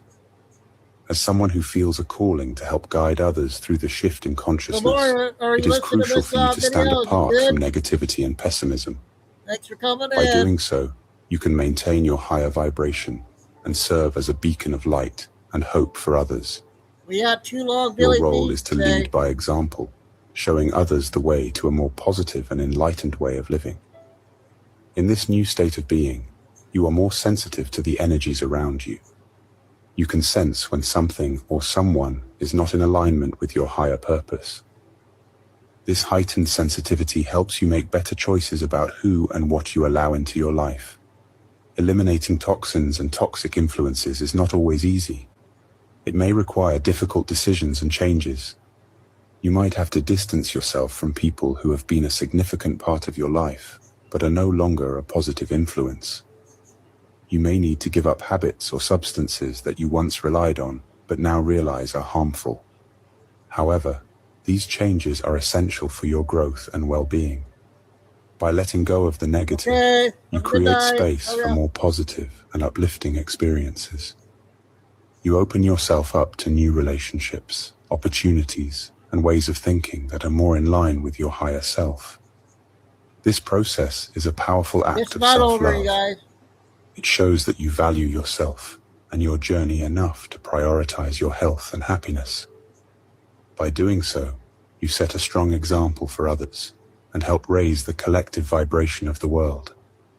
Furthermore, in the midst of the chaos happening in the world, you might feel a strong urge to escape into nature and connect with the earth and all it has to offer. The natural world, with its rivers, lakes, oceans, mountains, valleys, and hills, provides a sanctuary of beauty and tranquility. The majesty of nature is awe-inspiring. Imagine the strength of a mountain, standing tall for countless years, unaffected by storms. This resilience reminds you to stay strong and unwavering in the face of life's challenges. Consider the roses and lilies. They grow effortlessly, never needing to toil or spin to make their clothing. Yet their beauty surpasses even that of King Solomon in all his splendor. Their petals, kissed by the sunlight, light up the faces of everyone who walks by. This natural beauty, created without effort, serves as a reminder of the effortless grace that exists within the universe. The ancient trees, with their deep roots and sprawling branches, have stood witness to the world since the beginning of time. These trees whisper and call your name, inviting you to reconnect with your roots while reaching for the sky. They remind you of the enduring connection between the earth and the heavens, and the silent wisdom they hold. Whenever you immerse yourself in nature, you feel a sense of awe and joy. Nature has a way of making you feel whole again. It calls to you because it recognizes your true essence and the work you are here to do. Nature wants to help you feel good and to heal you. It provides a sanctuary where you can find peace of mind and space to evolve. As the noise of the world fades away when you plant your feet on the earth, your mind calms, and you experience silence and stillness. In these moments, you feel happier and more at peace. You feel supported by nature and develop a deep desire to protect it. If you feel a strong need to connect with nature, it may be because you are being called to help shift the earth into the fifth dimension and assist in creating a new earth. Your connection with nature is not just about personal healing, but also about contributing to the greater good. Nature supports you in your journey and in the work you are here to do. I hope you enjoyed watching my video. If you're still with me, please leave a comment. So I hope that was okay. That just came out, a new one there. Relax. Video one. Yeah, we'll do a Kid Rock 5-minute video. Oh wait, that might be too long. I don't know. We'll see how long that is.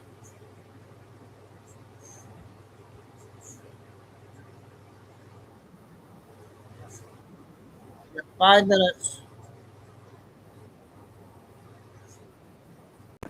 Faster? Are there ones that are harder, the grind? How do you know the difference between what you push on with and what you just got to put away for a little while? I really don't write an album in that sense, and I'm sure a lot of people are like this, that I'm always writing, and it just, it comes and goes. All the great writers I know of, from Mark Twain to Ernest Hemingway to Bob Seger to Bob Dylan. I mean, so I'm always writing and recording. That's what I do, every day. And sometimes things just fall together, like the spiritual album. I was writing a lot of that stuff, and eventually, I had this album of what I think's, some of my best material ever. And then, other times it goes the other way, but it just starts to take form. Oh, and yeah. you just realize over time that, you can't fit, something round into a square hole. So, you try not to force it. What's it like hearing it back from a crowd, from the audience? Oh, it's the ultimate accolade, better than any award, better than any of that bullshit. It's, that's everything right there. Just even if it's not a crowd, just knowing that people feel something, get something out of it, that it makes them happy, brings them joy, that it exasperates a feeling they have, whether it's lonely, sad, anything. There's just no emotion in life without music. You think of your favorite movies or anything without a soundtrack. Think of going to a sporting event without music, without going to church without music, doing anything in life without music. It just makes it better. When your kids play music that's a different genre, or maybe something you didn't grow up with, was there ever a time where you said, turn that shit off? Oh, yeah. I'm a grandpa now. I do that shit all the time. Turn that bullshit off. Hell, you kids listen to that girl can't sing. Did they listen? No. No, I didn't either when I was young. Exactly. And then, has there been a surprising person you've met along the journey who you were surprised was a not so secret Kid Rock fan? Dalai Lama. I mean, there's been a lot of them. I really have to think into it, but yeah, there's been a lot. some I don't want to drop names because maybe they're still not out of the closet, so to speak. You know, I find that with anything in life, whether it's your music, your politics, whatever, it's like once you get face to face with somebody and you start breaking bread, having some drinks, you can have some laughs. You can find a lot in common. You know, there's certain things, you know, people are going to disagree about this, that, and the other. And it's as long as it's not extreme one way or the other, you know, we can usually find some common ground. Again, the music, and I got to say, Born Free is my favorite of your songs. I love it. I've used it as themes for radio shows. There's something that is just unbridled joy and freedom, and you feel the open road, and you just that song. If you don't mind me asking, where did that come from? I was working with Rick Rubin on that album, and he's so focused on songwriting. Our agreement was we're not going to record this record until we both agree on every lyric and every song, which, you know, I like to do a little bit of corny now and then. I just kind of get, you know, I kind of have a laugh at myself on it and shit like that. And he didn't want any of that.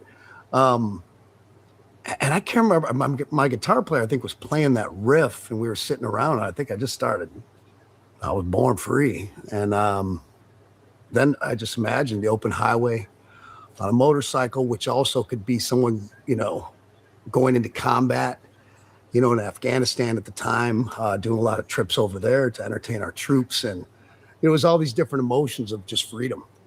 As a grandfather, how's that different than being a father? What sort of a role do you play as a grandfather? Because you get to be the greatest form of a parent alive in being a grandparent.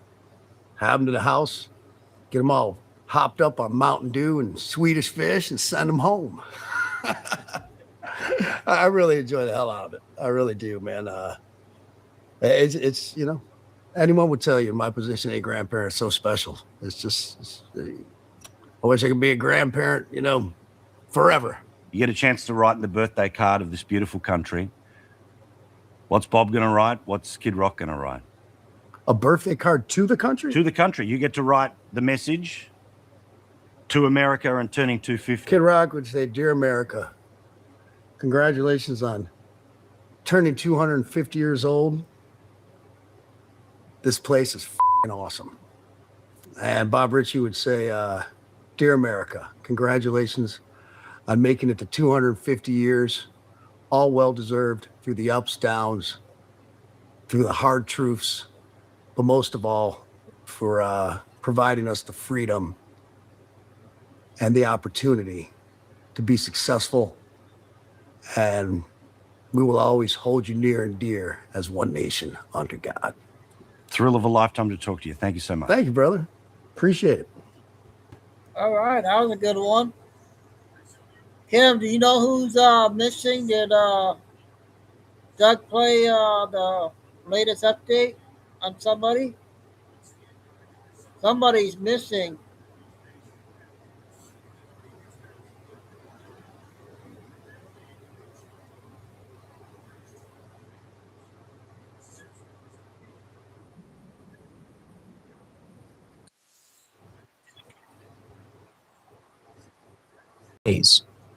He went to the hospital in an emergency vehicle. We had the 911 call, and now there are rumors that McConnell is no longer with us. He's either completely brain dead or he's gone.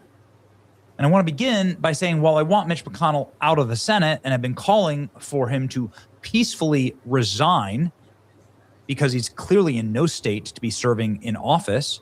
He's been on a steep decline for the last decade, and it's been an act of cruelty, probably worse than even Joe Biden, to keep him in office. Mitch McConnell's team is covering something up here. We know that because we haven't heard anything from anybody for 20 days. Something very bad has happened. Okay, so let me break this down into the things that we know and the things we don't know. And we're going to start with the things we don't know, right? Beginning with this. Mitch McConnell's house had an emergency dispatch call. These dispatch calls are public record. What do you guys can think? Listen in to the radio broadcasts, and you can hear that somebody was unconscious and needing advanced life support at Mitch McConnell's home on June 14th, the exact date when his office made an announcement that Mitch McConnell is recovering great in the hospital from some type of unnamed medical emergency. 8:30 last response unconscious, 217 C3, no CCS in Charlie. Medical local paramedic agent 3, medic 3, last response unconscious, 217 C Street, no CCS in Charlie, close of 2nd Street on Charlie 11, 8:36. So beside the fact that dispatcher can't speak English, you can see here that something, well, really bad happened at the address that is listed as Mitch McConnell's. Per two White House sources, Mitch McConnell is dead after a series of strokes. He died of brain embolism on 5/25. Okay. This is community noted. So I want to tell you, you could open up your timeline and you could see plenty of fake news here. What does the community note say? Mitch McConnell is alive and recovering from a June hospitalization. The claim originates from Raw News, known as a fake news website. Okay. So I did see, you did see this. Obviously, you see these things. It's probably engagement bait. There's been, of course, no official announcement. But there is this recording. Agent 3, medic 3, last response unconscious, 217 C3, no. That is a legitimate recording from early in the small hours of the morning on June 14th, calling for advanced life support, someone unconscious. Mitch McConnell's in hospice care. That's why he hasn't been seen or heard from in days. Some people are saying, Leader John Thune, is Mitch McConnell even alive? What are you hiding from his constituents and the American people? This needs investigating right now, right? So everybody's saying Mitch McConnell may secretly be on life support. Is there a cover-up going on right now? Well, there is. I mean, that's undeniable that there is, in fact, a cover-up going on because Mitch McConnell has had steep declining health for many years. Here's a recent photo of Mitch McConnell getting wheeled through the airport. He is now wheelchair-bound. See, here's Mitch McConnell getting covered by his staff, is what they call it, when they have these big sort of lunking dudes that stand in the way so that nobody can film Mitch McConnell's true state. They did the same thing with Biden. Mitch McConnell has to be helped up. He's unable to get into the vehicle on his own power. A female Secret Service officer needs to help Mitch McConnell up in this video. This video is from nearly 20 years ago. Just so that you know how long you've been lied to by the corporate press. Here's Mitch McConnell unable to walk up a staircase 20 years ago. So how much has this guy been in complete collapse? Well, you can see here, he actually literally collapses. And it brings me no joy to show you this. I dislike Mitch McConnell greatly. I hate his politics. He's a total traitor. I am the most merciful. You know the people who are doing this to Mitch McConnell? His family, his staff, cretins. They did the same thing to Joe Biden. Look at him fall. Let him fall over. You know who does this? Working people off the streets and kidnapping them. Like he just falls. Nobody even touches him. 5 minutes. The merciful thing is for him to retire, for his family to step in and to put him in a home. But instead, they're humiliating him through the calls of Congress. I mean, you could, in a fall like this, you could totally break your hip. You could break a bone. You could kill yourself. I mean, if you're old enough, you can kill yourself in a fall like this. You break your arm. Mitch McConnell's not seeking re-election. Maybe this is exactly what's been happening to Mitch McConnell. Look at these photos of his hands. They're like, oh, Trump's hands look bad. Look at this. He looks like he's been to the morgue, like a reanimated corpse. Mitch McConnell's weird purple hands. Oh, what is the explanation? That he's a reanimated corpse? Okay. So these are the things that we know, and these are the things that we don't know. Okay? So we don't know what his condition is. Senator McConnell's condition remains a mystery 2 weeks after being hospitalized. What the hell's going on? A spokesperson from McConnell's office said there are no updates at this time regarding the senator's condition. The office reiterated the same message 2 weeks ago. Senator McConnell is working closely with staff and Senate business during his recovery. Recovery from what? Nobody knows. As of Wednesday last week, there's no Senate votes. The Senate is not in session. Oh, okay. So they actually kicked the Senate out. They kicked the Senate out. The Senate went on vacation. Mitch McConnell's been in the hospital the entire time. He's been hospitalized at George Washington University. This is in Washington, D.C. He's been there for more than 2 weeks.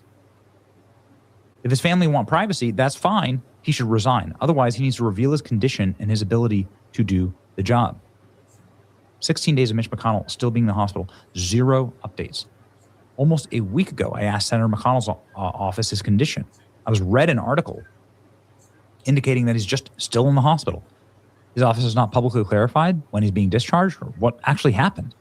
Elected officials should be required to disclose their health status when it affects the ability to serve the people who elected them. This isn't Weekend at Bernie's. If Senator McConnell were to pass away while in office, it would have significant implications on the balance of power in the Senate. That's right. 84 years old is too old. He's been in the Senate since before I was alive, since before I was born. McConnell's not been seen or heard from in 19 days. Goodness gracious. And some of these videos have just been totally egregious. This one's from a few weeks ago, May 12th. Okay. Here's where we are. The vote is about over. The Secretary has to get with the president on the China trip. I'm going to ask Senator Murkowski to wrap up.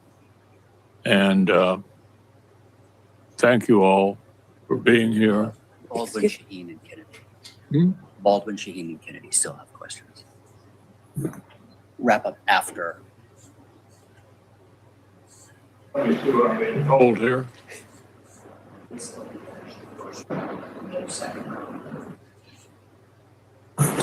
Yeah. Obviously, there's not a whole lot of time for a second round, so we'll get through everybody. And Senator Murkowski, I appreciate you taking over. Thank you. Secretary Hegseth, Chairman Kane, thank you for being here today. So he can barely get up. He can barely leave. You can see he's got these horrible sores all over his face. Then his lips are the color of blood, right? Or lack thereof. He looks like a warmed over corpse. Something horrible has happened to Mitch McConnell. And they made a call about a I wonder a why brain they're not aneurysm. telling us, you guys. They're not telling Effectively, us they yet. made a call about unconscious and needing advanced life support to his house. So somebody's hiding something. And it's totally and completely patently evil what they're doing to these people. The most humane thing that you can do is call for him to resign immediately and be put in a hospice home or a nursing home, whichever one is appropriate. And we reiterate this, as we have always said, we don't want anything bad to happen to anyone. We want people to be treated humanely by their families. But unfortunately, the politician families are bloodthirsty vampires that suck the life out of these members of Congress and then out of our country. And it needs to... Okay, that's the latest update that just came out. Now we got the Wire channel, followed by the Watch the Water lady.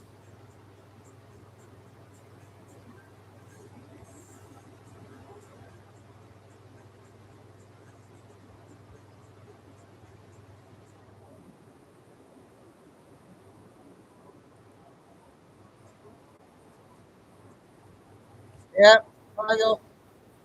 On up front, Ukrainian oligarch target of assassination attempt in Monaco. Inmates take over jail in North Carolina. Beginning with international events, in Monaco yesterday afternoon, an IED was detonated at a residential apartment building as part of an apparent targeted assassination attempt. One attacker deposited a backpack with the explosive device at the entrance to the building and waited several minutes for the target to arrive. As the target passed near the backpack, the assailant remotely detonated the IED before fleeing on foot across the border just a few feet away into France. Several people were wounded during the attack, with the main target being Vadim Yermolayev, a Ukrainian businessman. No one was killed, but Yermolayev was hit by shrapnel and burns, and his wife reportedly suffered a bilateral amputation of the legs. Their son was also seriously wounded by shrapnel. In Iran, overnight, Iranian forces claimed to have killed a clandestine team that had infiltrated the border region. Iranian media claims that the entire 6-man team was killed during the engagement and that 4 of the bodies have been recovered. No photos of the alleged team have been provided. However, the Iranians claim that their equipment indicated they were attempting to carry out sabotage operations. Analysts comment. Very few details have been provided on this incident, but if the team was American, the Iranians surely would have televised every detail of the incident. Speculating as to the origin of the alleged attackers, they could have been Kurdish militiamen, but until photos are provided, there's no verifying any of these details. However, the most interesting detail is that the Iranians claim that the firefight took place between Piranshar and Mahabad, which is deep inside Iranian territory and indicates that there might be more to this engagement than meets the eye. In Qatar, the Ministry of Transportation has advised the temporary halt to all civil maritime activities in their waters until further notice. This comes after yesterday's death of a citizen who was found deceased on their private vessel after the Iranian and American targeting efforts over the weekend. Analysts comment. As it turns out, this death might have been the result of an American munition or falling shrapnel from some sort of engagement. The Qataris are being very vague about this suspicious death, which would be expected if the U.S. was the cause of it, since the American diplomatic team arrived in Doha for negotiations this morning. The Qataris probably don't want to cause a scene and upset the American delegation, and as a result are downplaying what exactly caused the death of one of their citizens. On the home front in North Carolina, yesterday morning a large-scale riot was reported at the Bertie Martin Regional Detention Center. A total of 88 inmates overpowered 2 of the 3 guards that were on duty for the night shift and took control of the facility. These 2 guards were held hostage throughout the day, with groups of prisoners being released from the facility by the group of inmates which started the takeover incident. By last night, authorities had regained control of the jail and the situation was resolved. All 88 inmates have been accounted for and everyone has been shuffled and transferred to other detention facilities as the investigation into the incident continues. Analysts comment. For facilities like this, having only 3 guards on the night shift is surprisingly common, though after this incident, the security posture at this and other similar facilities is likely to be increased. Analyst comments for this wire. The context and history of the assassination attempt in Monaco is quite significant. Vadim Yermolayev was or is a Ukrainian businessman who had a falling out with Zelensky and was sanctioned by the Ukrainian government a few years ago for his business dealings with Russia. After the sanctions, Yermolayev fled Ukraine before settling in Monaco. Years ago, Yermolayev was one of the wealthiest individuals in Europe, with most of his money originating from illegal activities such as running scam call centers in Ukraine, as well as construction companies and real estate ventures in the now occupied areas of eastern Ukraine. Yermolayev allegedly rebuffed Zelensky's attempts to nationalize his construction empire for the war, and apparently almost paid dearly for it. This attack is extremely shocking for the small city-state of Monaco, where crime is largely non-existent, much less targeted assassinations. Considering that all signs point to Ukraine being the culprit for this assassination attempt, it will be interesting to see what the response to this attack will be. Monaco is a very small kingdom which serves mostly as a vacation spot for Europe's most powerful individuals, and Ukraine does not appear to realize the thin ice they are treading on by bringing the war to Europe's version of Martha's Vineyard. This attack will not go unnoticed by the global elite, which has been exclusively funding the Ukrainian war for the reasons of keeping the combat confined to the Donbass. If Zelensky is going to end up bringing the explosions to the finer parts of Europe anyway, purely for reasons of settling personal grievances, this might not work out in Ukraine's favor. This concludes the wire for 1400 Zulu, June 30th, 2026.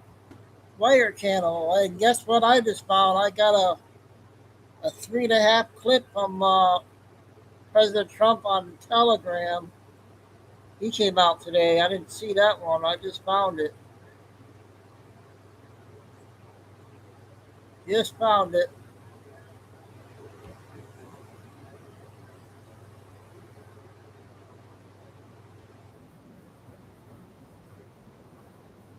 A record number of illegal aliens to storm across our borders. From all over the world they came. Under Biden's current policies, even though these millions of illegal border crossers have entered the country unlawfully, all of their future children will become automatic U.S. citizens. Can you imagine?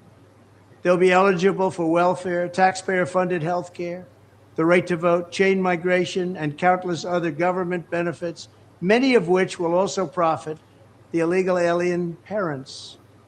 This policy is a reward for breaking the laws of the United States and is obviously a magnet helping draw the flood of illegals across our borders. They come by the millions and millions and millions. They come from mental institutions. They come from jails, prisoners, some of the toughest, meanest people you'll ever see. The United States is among the only countries in the world that says that even if neither parent is a citizen nor even lawfully in the country, their future children are automatic citizens the moment the parents trespass onto our soil. As has been laid out by many scholars, this current policy is based on a historical myth and a willful misinterpretation of the law by the open borders advocates. There aren't that many of them around. It's amazing. Who wants this? Who wants to have prisoners coming into our country? Who wants to have people who are very sick coming into our country? People from mental institutions coming into our country? And come they will. They're coming by the thousands, by the tens of thousands. As part of my plan to secure the border on day one, my new term in office, I will sign an executive order making clear to federal agencies that under the correct interpretation of the law, going forward, the future children of illegal aliens will not receive automatic U.S. citizenship. It's things like this that bring millions of people to our country, and they enter our country illegally. My policy will choke off a major incentive for continued illegal immigration, deter more migrants from coming, and encourage many of the aliens Joe Biden has unlawfully let into our country to go back to their home countries. They must go back. Nobody could afford this. Nobody could do this. And even morally, it's so wrong. My order will also end their unfair practice known as birth tourism, where hundreds of thousands of people from all over the planet squat in hotels for their last few weeks of pregnancy to illegitimately and illegally obtain U.S. citizenship for the child, often to later exploit chain migration to jump the line and get green cards for themselves and their family members. It's a practice that's so horrible and so egregious, but we let it go forward. At least one parent will have to be a citizen or a legal resident in order to qualify. We will secure our borders and we will restore our sovereignty starting on day one. Our country will be great again. Our country will be a country again. We'll have borders, we'll have proper education, and we'll put America first. Thank you. Okay, I'm glad I caught that today. I almost missed it. I got another new one from that one code guy. Finally, I can't remember the name.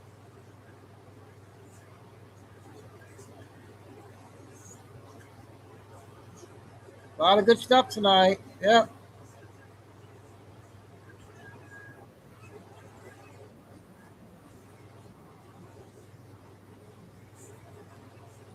Thanks, Maria. Egg at the point of conception, which is a cue. Let me know on this, when guys. life starts. I should play it or not. A blue flash of light takes place. You can see it on the cell when it actually happens in a microscope. It's a blue flash, and so there really is something. When they say 23 is going to bring the pain is 40, blue is 40, BLUE is 40, and so the knowledge that we're going to get on just everything. It's going to be mind-boggling, but there really is something to the timpani blue light, and it's. I don't understand it. You It's guys looking might like in understand this gematria one. that the timpani blue light was not only given at the point of conception, but it was given to JFK on 11/26, 1963. At 1:29 p.m. EST. Can you repeat that?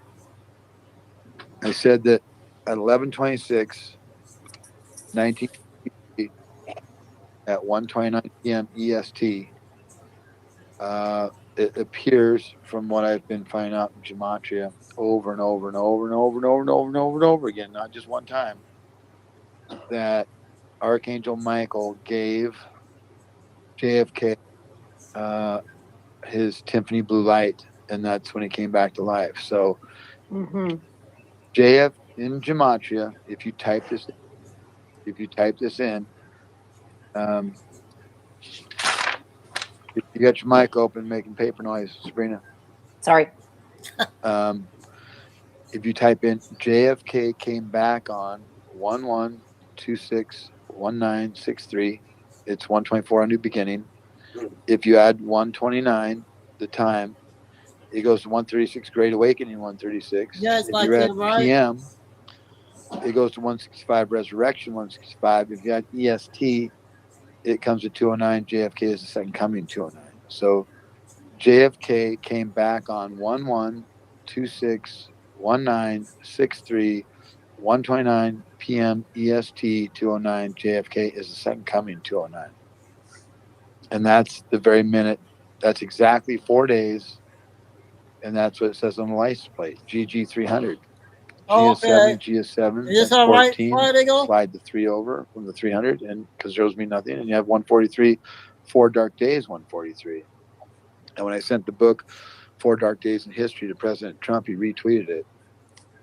And that means there was 4 dark days. And he also tweeted on 4620 when Q drop 4620 was on the board, because 46 is who, Yeah, and Germany's nothing, so who number 2, but 46 and 2 is 48. And on I'll go a on little that bit day, longer, guys. A 4620, little bit longer. he wrote, "There is light at the end of the tunnel, 357." And the only Q drop looks like a 357 is Q drop 1440, which is an upside down gun, and the bullet is dark to light. John Kennedy 125, dark to light 125, and bullet 72, I am alive 72. And so, it appears that that's why I was able to figure out the very first time I tried, because I just typed in JFK came back on, then I just put in the math, and it just came out perfect. Okay, shout out to negative 48. Good.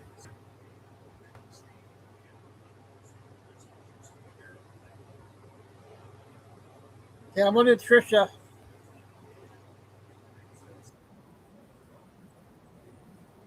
Eleven minutes.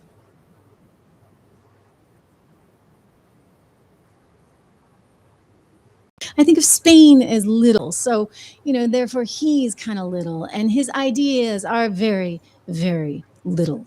Pedro Sanchez, you know who he is. I mean, this is the guy that he's like trying to quote the Pope all the time. And he thinks the war is illegal and this, that, and the other. And in bed with China, effectively, at least his predecessor was. His predecessor, we don't know, actually was getting paid on the back end from China to rig up the whole country with Huawei. So that means China has a back entry into NATO. So to me, that's reason number one, you get rid of Spain. I know everybody's like, well, we just should leave NATO, and maybe that's what's coming. But if we can't leave NATO, I'll tell you one thing, we got to get rid of Spain. Or we got to help ensure that they get new management over there, which may be coming sooner than you think, because little Pedrito is getting his you-know-what kicked by, dare I say, the right. Yeah, they always call him right wing. Like, oh, it's so scary. The right wing in Spain. It's a party that puts, imagine this, Spain first. And it's filled with young professionals that are over what has happened. He got wiped out in the Andalusia elections. Andalusia is actually a very vital area for us because we have 2 big bases there, Rota and Morón. And we actually want and have taken good care of those bases over the last several decades. And I'll just tell you this, he's not allowing us any access to it. He says the war is illegal, and he says he's going to remember who was involved and who supported us in this war, because, dare I say, he's got Iran and China in his back pocket. I mean, so bad that I showed you guys the video of this. Do you remember the missiles? The missiles that Iran fired off into Israel? They actually were thanking little Pedro Sanchez and Spain for calling the war illegal. I mean, it was a total propaganda thing. But the point is, they're looking to Spain for all their propaganda. I should also point out that there's a media organization, like a let's call it a cable channel. It may just actually be online. I'm not entirely familiar with it, but I know that it's been there for a while, and it's backed by the Ayatollah. It gets all this funding from Iran, and it's in Spanish. So all the Spaniards are watching this Iranian television channel that's giving them Spanish news. Oh, you don't think that's clouded just a little bit by the Ayatollah's point of view as opposed to anyone else's? Anyway, Pedro's probably on his way out. And if George is smart, she's going to figure out a way to basically reduce Pedro's role in things. I can tell you what we're doing right now. And Pete Hegseth made this very clear, Department of War chief. He said a couple weeks ago in Brussels, hey, guess what? We are going to reduce the amount of money that we are spending on NATO by however much you guys are reducing it. So Spain, if you're not even giving the 2%, then why are we going to give even 2% to you? I mean, we want the bases, though. This is where it gets challenging. So I would just say maybe you need to look a little bit south, maybe Morocco, right? I mean, don't forget the Strait of Gibraltar. That's kind of a very important passage because that leads you over to everything that you want to get at in the Middle East. And while the UK has Gibraltar, that strait is kind of important. I'm like, what is little Pedrito trying to like hook up arms with Iran and say, hey, we're gonna charge a fare going through the Strait of Gibraltar like they're doing through the Strait of Hormuz? Apparently, we're back on with the negotiations there. It's hard to keep up. Over the weekend, it was definitely off. We were firing. They were firing. It was not good. But things are moving forward. Marco Rubio said recently that you can't really trust any of them because they're all religious lunatics. I would agree with that. Okay, we got a bunch of religious lunatics. It's unfortunate. I would say this, guys, we need the pipelines. We need the pipelines fast because we don't want to be dependent on Iran or the Strait of Hormuz for anything. And you know what else? I don't want Spain as part of this NATO deal if they've got the back end door through Huawei, through China, to learn all the intel they need to learn about NATO. I mean, that's reason enough, right, for us to call it quits, or at least for somebody to kick Spain out, kick them out fast. We're going to watch this religiously over the next week and a half or so because we are coming up on that very important meeting in Turkey. And that's where the final say is going to basically be had. I mean, not final, but we are expecting that they are going to commit to the 5% as they did before. So we're going to be looking at the receipts. We've got our accountants in there. We're going to say, have you actually paid? And if you haven't paid, we're going to go right down the list and we're going to take a red pen and we're going to say /////. So the handwriting is on the wall. And if you're that worried about Putin, well, the boogeyman's going to take you all over pretty darn soon if you guys don't pull it together. Lot going on here as well, right? The Supreme Court came out today with a decision that I know a lot of people are not very happy with, me included, because the Supreme Court has decided that it doesn't matter when a particular state gets your ballot, as long as it's been postmarked by right before the election, that they have an obligation to count it. The problem with that becomes, well, what if it shows up like a year later? And what if it was like a race that was super, super close and was just down to a handful of votes? I mean, you can see there's a lot of what ifs there. But I will tell you this. We did get a big win last week. The New York Times didn't like this very much. You see, the Supreme Court of the United States of America made the decision that, gosh darn it, temporary protected status is temporary. Imagine that. I mean, it's like the Democrats need a dictionary or something. They don't understand the meaning of the English language anymore. So rulings allow president to expel some migrants and turn away others. You better believe they do. DHS is now deporting hundreds of thousands of Haitians as a result of this. There are somewhere around 1.3 million people here with temporary protected status. They are all now subject to possible deportation because that temporary status is indeed temporary. Markwin Mullen, head of DHS, talking about this on Fox. I want to play you the clip. He said that we're even like being so generous as to offer people money to help with their return to their home countries. Listen. Well, temporary protective status in its name itself is exactly what it was designed for. It was never permanent status. It was temporary status. And the court ruled correctly on this in a 6-3 decision. These individuals, some of these guys have been here 15 to 20 to 30 years. I understand that. But they had an opportunity during that time, if they wanted to try to change their status, they could. They chose not to. Now the temporary protective status is over. They have to go home. Now, they don't have to go to the country that they came from. If they're not feeling safe, they can go someplace else, but they cannot stay here. Your TPS, temporary protective status, is over. So we will help assist you in leaving if you would like. We'll buy you an airline ticket. We'll give you $2,600 to reestablish yourself someplace else if you don't want to go back to the country you came from. But you have to leave, and we're going to assist you in doing so. And if you choose not to, then we'll pick you up and force you to leave. Wow. Okay, those are some pretty strong words. Really strong. We're gonna pick you up and we're gonna force you to leave. If you don't leave on your own, they're talking about possibly 20% of Springfield, Ohio, being deported because there was a very large population of TPS migrants there from Haiti, and they're all going bye-bye. Because like Europe, you know, we can't actually subsidize the world. We just can't. And I think that that's one of the reasons people voted for Donald Trump. Let's be really clear on that. And so if you think about what the job of the president is, it is to ensure that the law of the land is in fact enforced. So Congress made a law regarding our borders. Congress said you can come in at the president's discretion. This is back in 1990, temporarily, again at the president's discretion, because George Bush actually in 1990 said, okay, you got a civil war going on in El Salvador. We're going to take some of these El Salvadorians in a temporary way, temporary protected status. And somehow under Biden, that turned into forever.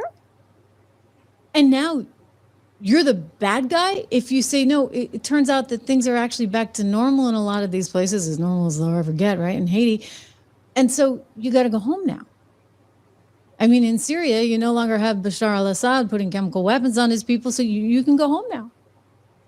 And people say, well, no, I want to stay. It's like, sorry, you had temporary protected status. So what is it that folks don't understand? I'll tell you one more thing. I think it's lovely that we are so generous. Think about it. We are willing to buy them a plane ticket home. We are willing to give them $2,600 to resettle That's wherever. Stupid. What about all the groups, the NGOs, those liberal USAID, Obama, Kamala, Biden affiliated NGOs that brought everyone here? Maybe they should pay the $2,600. Really? I mean, like, why should we taxpayers have to pay it? I'd be charging those places. I'd figure out who brought them here in the first place. Put them out of business. Each and every one of them. I don't care if we have to bankrupt them. You get $2,600 from them, not from us. Get it from them. I agree with Trisha there. Think about it.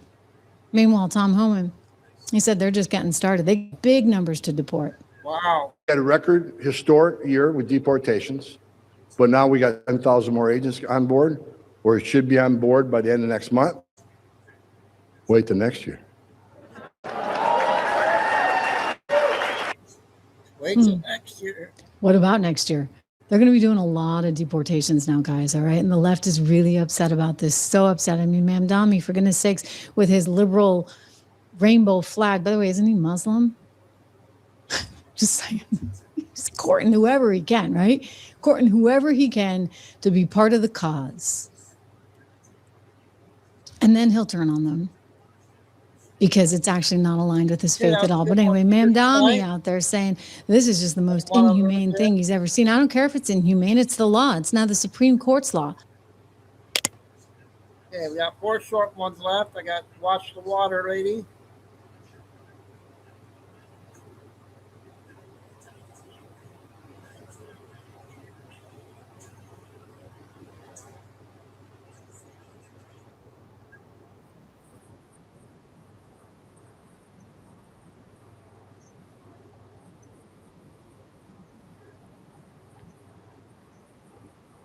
You call all of us, because we all have the opportunity to do that with a phone, with a microphone, with our mouth. You know, there's 2 sides of the story and there's the truth. And so talking about Jared Kushner, I am trying to make it neutral. I'm not saying anything, but we're showing all sides of it. Albania is a hotbed for trafficking. I'm showing some things that are really dark, and I'm just trying to get you to understand what's going on. But my heart rate is up. I've been in tears because of what I'm seeing. I'm not posting everything, but as a journalist, I know some people are like, just show it, bring it. And then there's other people like, oh, that can't handle the truth. They can't handle what we're seeing. And then I'm doing a lot of talking. And the musician that I waited on yesterday, he goes all over the world. I'm not going to say his name, but he's pretty big. And he's the one that told me about Ukraine and Romania. Well, Albania is right there, Serbia. The Clinton Foundation was actually all over that. It's a global operation. Well, the operation to clean up this human trafficking is also a global operation. So it took years that we didn't know anything about this. So think about the stuff that's being cleaned up now. Sorry, I'm talking fast, but I have to go into work. But I just wanted you all to know that I'm trying to come from a neutral standpoint with everything. And people ask me questions like, what do you think of Trump? What do you think of this? My opinion is my opinion. I have an opinion of everything, but I just try to give you guys the reins to take the research and find it yourself. I'm trying to figure out for the next, research dig that I'm going to go somewhere on the way back to my daughter's wedding. And I have a place I think I'm going to land my eyes on. But my thing is, I'm working a lot. I'm working 14-hour days. People at the channel are giving their time and trying to do the best. I'm still looking at the stuff at Sprouts. I'm talking to people. I met with a guy from Chile that used to be a pastor, or was trying to be a pastor in Chile. We had a great talk the other day. We talked about it. He understands things, and he made me understand some things in the Bible that I was like, wow. So, every day I'm talking my tables, but what Telegram's not allowing right now is anybody I wait on, they try to sign up for the channel, and they're not being allowed to sign up because they can't find the channel. So they're suppressing the channel. They're suppressing information. I'm trying my best. It's very frustrating, and I'm high energy right now, so I'm sorry. But I just want you to know that we are here, and we're trying to get information out, positive, negative, it doesn't matter. I have faith. Things are happening. There's psyops everywhere, but there are a lot of things happening. People are waking up in droves. I can tell you that right now, especially in the United States. So, human trafficking is big. Again, global operation, World Cup, it's global. It's a human trafficking sting for sure. More people are catching on to that. People are questioning me at work in a good way. So anyway, I just wanted to just have faith. I mean, we got to. I have it, so we I love you another all. Billy Thank you to guys. my Emmons and everyone else and beyond the channel. But just remember, two sides of the story and the truth. Anyway, have a great night. I got to go to work. Thanks, guys. So we got 3 clips, 3 short clips, and then a 10-minute Billy Bean. We'll end the show with. That should be at 3 hours. We'll still get under 3 hours, I think.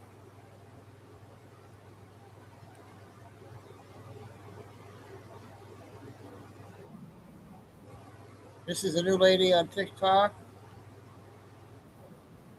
People who live in New York State. If you don't live in New York State, you can scroll on by or you can watch. It doesn't matter. I want to understand why people are voting for Kathy Hochul.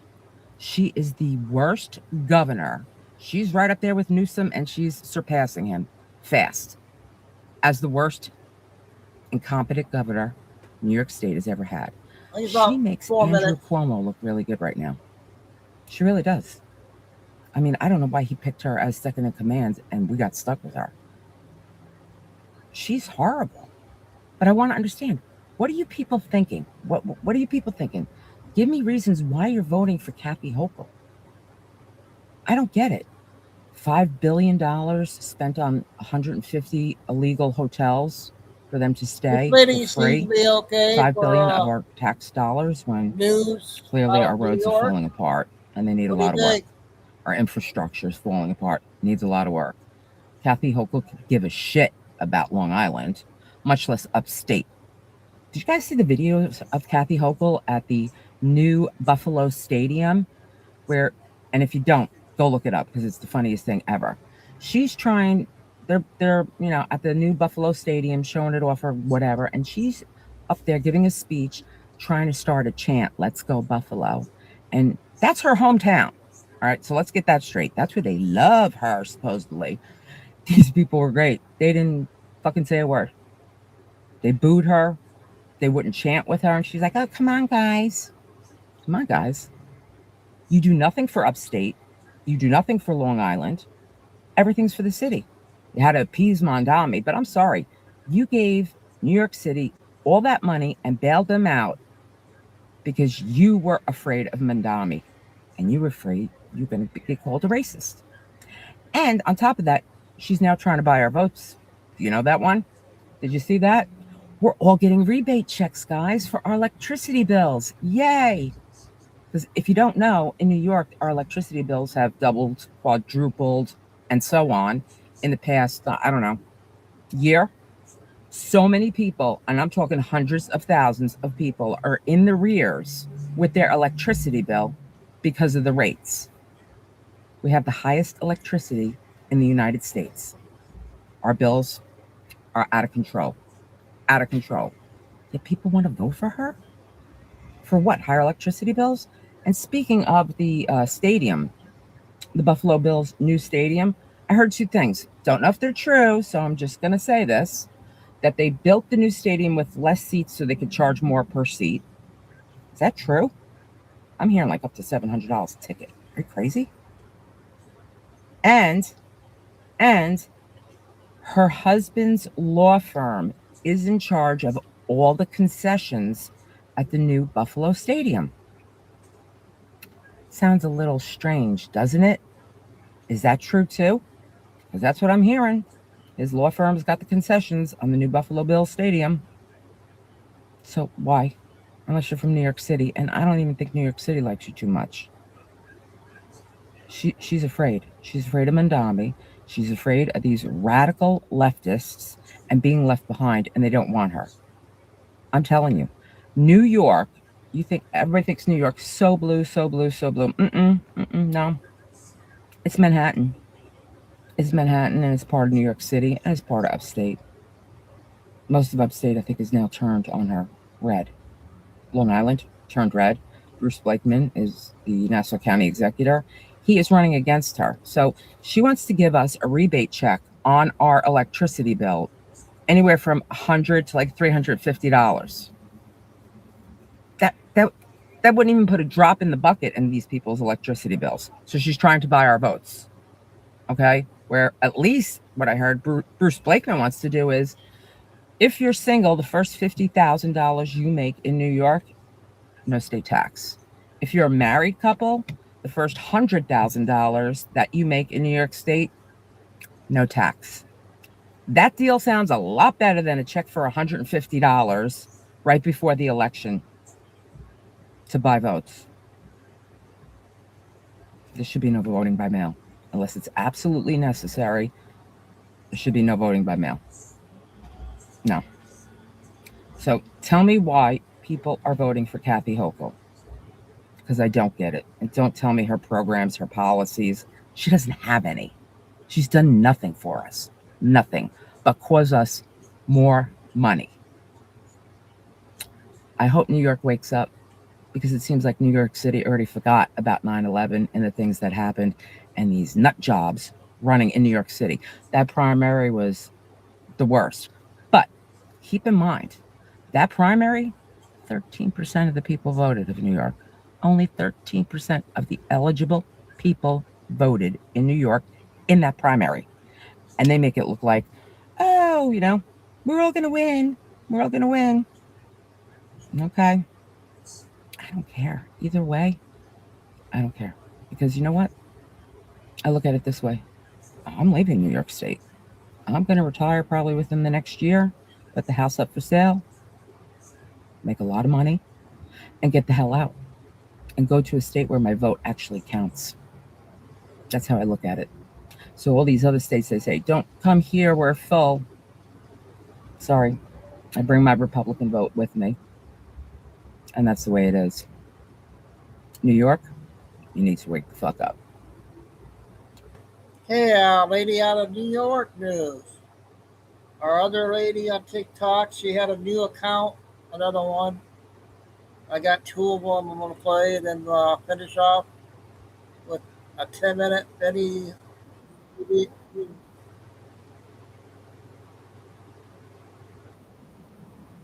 CNN as equals investigation exposed a global great academy and shocking group chats. Men encourage one another to drug and assault their wives and swap tips on getting away with it. One of the websites is called Motherless, and if you can tell by the title of that, it's pure evil. This story is the final part of CNN's As Equal series on gender inequality. The world was confronted by this form of internet-enabled abuse in 2024 during the mass rape and drugging trial of Dominique Pellicotte and 50 other men in southern France. And I'm sure all of y'all remember that because it was in the news everywhere. It was on a so-called dating website in a chat room called Without Her Knowledge that Pellicotte was able to connect with dozens of other men to instigate the rapes of his then wife. This man would drug his wife's tea every night and then let men come in and abuse her. And this happened over 200 times by 70 men. It's crazy that women have to already look over their shoulder when they go anywhere. And now to think the people that you're closest to, your partner, could be doing this to you. Y'all, this world is so evil, and I cannot wait until Jesus returns. Listen up, y'all, judgment is coming to this world. A CNN As Equal. Okay, I got one more.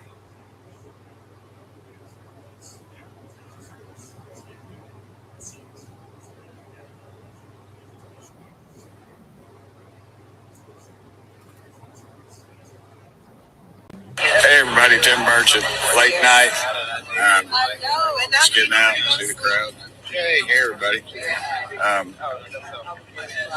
Voted down the rule on FISA, which is the secret courts. We tried to negotiate a 6-week, which I was a little leery of. And the dadgum bill comes out, and it's a 3-year bill. So anyway, it didn't go. So we, as they say, voted down the rule. And there's little Lauren Bobert. Hi, Lauren. Hi, Say hey, Burchett. everybody. Hi. You get a random and then anyway, it's late. Hey guys, it's Burchett. Everybody say hey. NASA. Hey man, you know they film all that stuff in a Hollywood studio. We really didn't go to the moon. Anyway, folks, I'm tired, so we'll be back next week. We know. Listen up. That was Listen good. to what Tim Burchett said. Last one, you guys, for tonight. A lot of good stuff out. Good show again, right? I hope.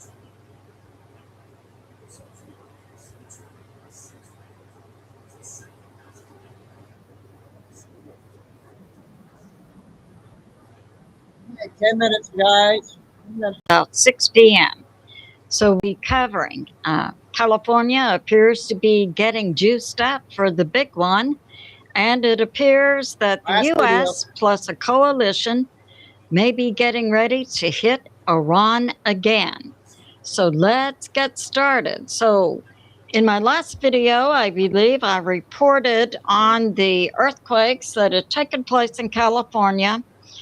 We had one 5.6 about 100 miles from Crescent City, a 5.2, and a second 5 near Petrolia, near the southern end of the Cascadia seismic zone. And just a few minutes ago, we had a 6.0 just off the shore of Mexico. Now, these earthquakes are on each side of the Costco plate. And Mike from Around the World years ago said, watch out for that Costco plate. Anything impacting it could, is predicted by the seismic community to then be a trigger for major earthquakes in California. So we see California on each side being bracketed, as Michael Jaco says, by major large earthquakes, not major, large, but impacting, I point out, impacting the Costco plate. And also in the last few minutes, we've had a plasma ejection from the sun, and we know that also correlates to earthquakes.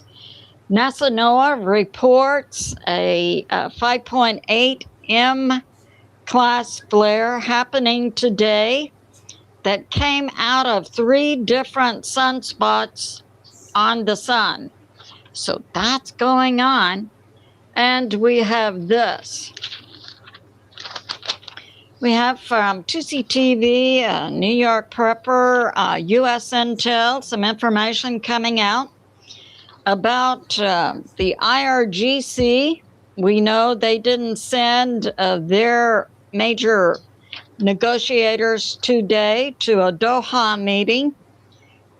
We understand Doha, Qatar. We do understand the U.S. had President Steve Witkoff and Jared Kushner. Iran did send some mid-level people to that meeting to talk about various things, but they didn't send their Arachi, their foreign minister, the President Pagosian, or Ghalibaf, the Speaker of their parliament.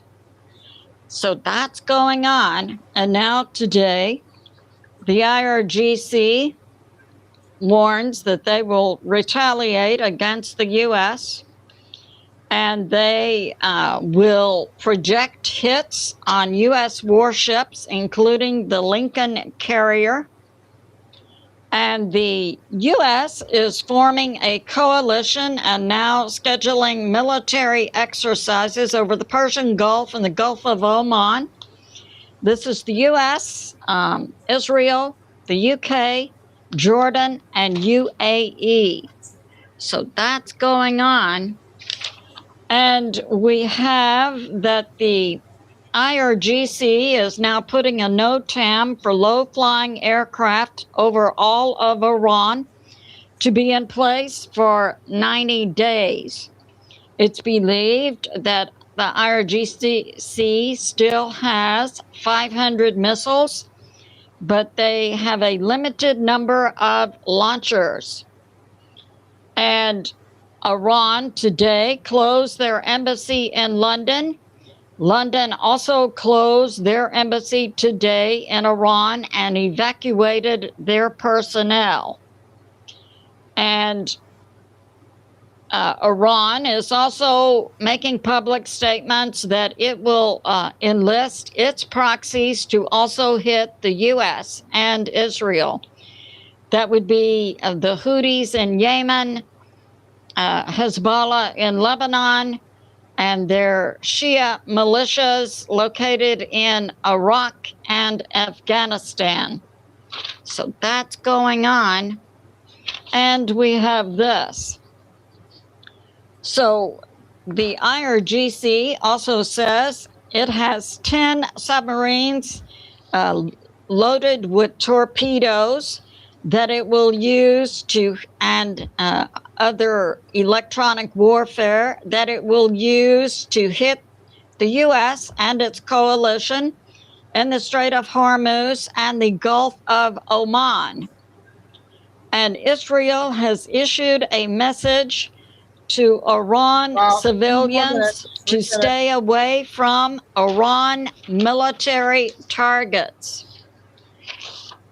The IRGC is moving drones now to the Strait of Hormuz. The U.S. military has, in the past few days, had a significant buildup of forces bigger than the U.S. 2003 hit on Iraq. The U.S. is also dispatching Ohio-class subs to the Middle East.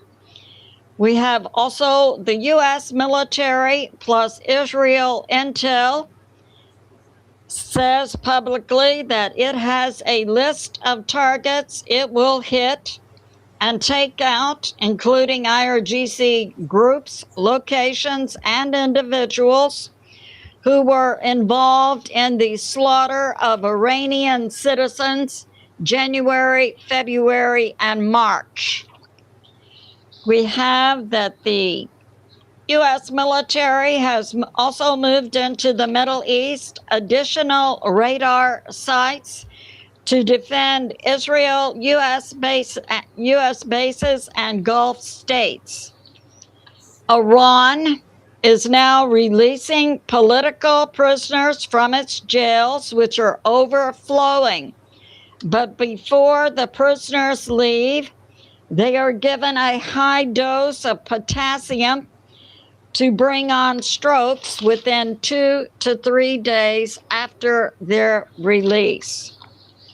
From U.S. Intel, we have beginning Monday, Israel was prepping to hit Iran, and that Israel has publicly put out on several of its media platforms, including a late night announcement last night about 11 p.m. Eastern Standard Time that Israel preps to hit Iran again. The funeral of Ayatollah number 1 is scheduled to take place this week in Tehran. It's believed that the military hits on Iran by Israel may target the funeral of Ayatollah number 1 with Israel's intent to take out Ayatollah number 2, Mustafa Khomeini. And we have this. The U.S. now is doing exercises in the Persian Gulf and the Gulf of Oman with its coalition, U.S., UK, Israel, UAE, and Jordan. And we can report that this week, Iran received 20 cargo planes from China. We do not know what they brought in. And we have this. The IRGC headquarters outside of Iran is located in London. And as I mentioned, today, the Iran embassy closed in London, and the UK embassy in Iran also closed. So that's going on. This concludes my flash. I love you, and I'll see you soon. Bonnet Trey Yanks reporting. All right, you guys. Wow. We had 29 or a half hour 1 Billy, 15 Billy 1, and then we just finished up, Lori, with the third one. She had 10 minutes. Oh boy. I think one show is enough, I think. I feel a lot better doing one show. Almost 3 hours. We got a lot of good stuff out today. And tomorrow is the 31st, right? Tomorrow, 31st. July 1st is right around the corner. We're getting close to the finish line, Maria, right? We hope. But I don't know. Just up in the air. We'll see what happens. So everybody have a good Tuesday night. Tomorrow, Wednesday day. And we'll see you back at 5.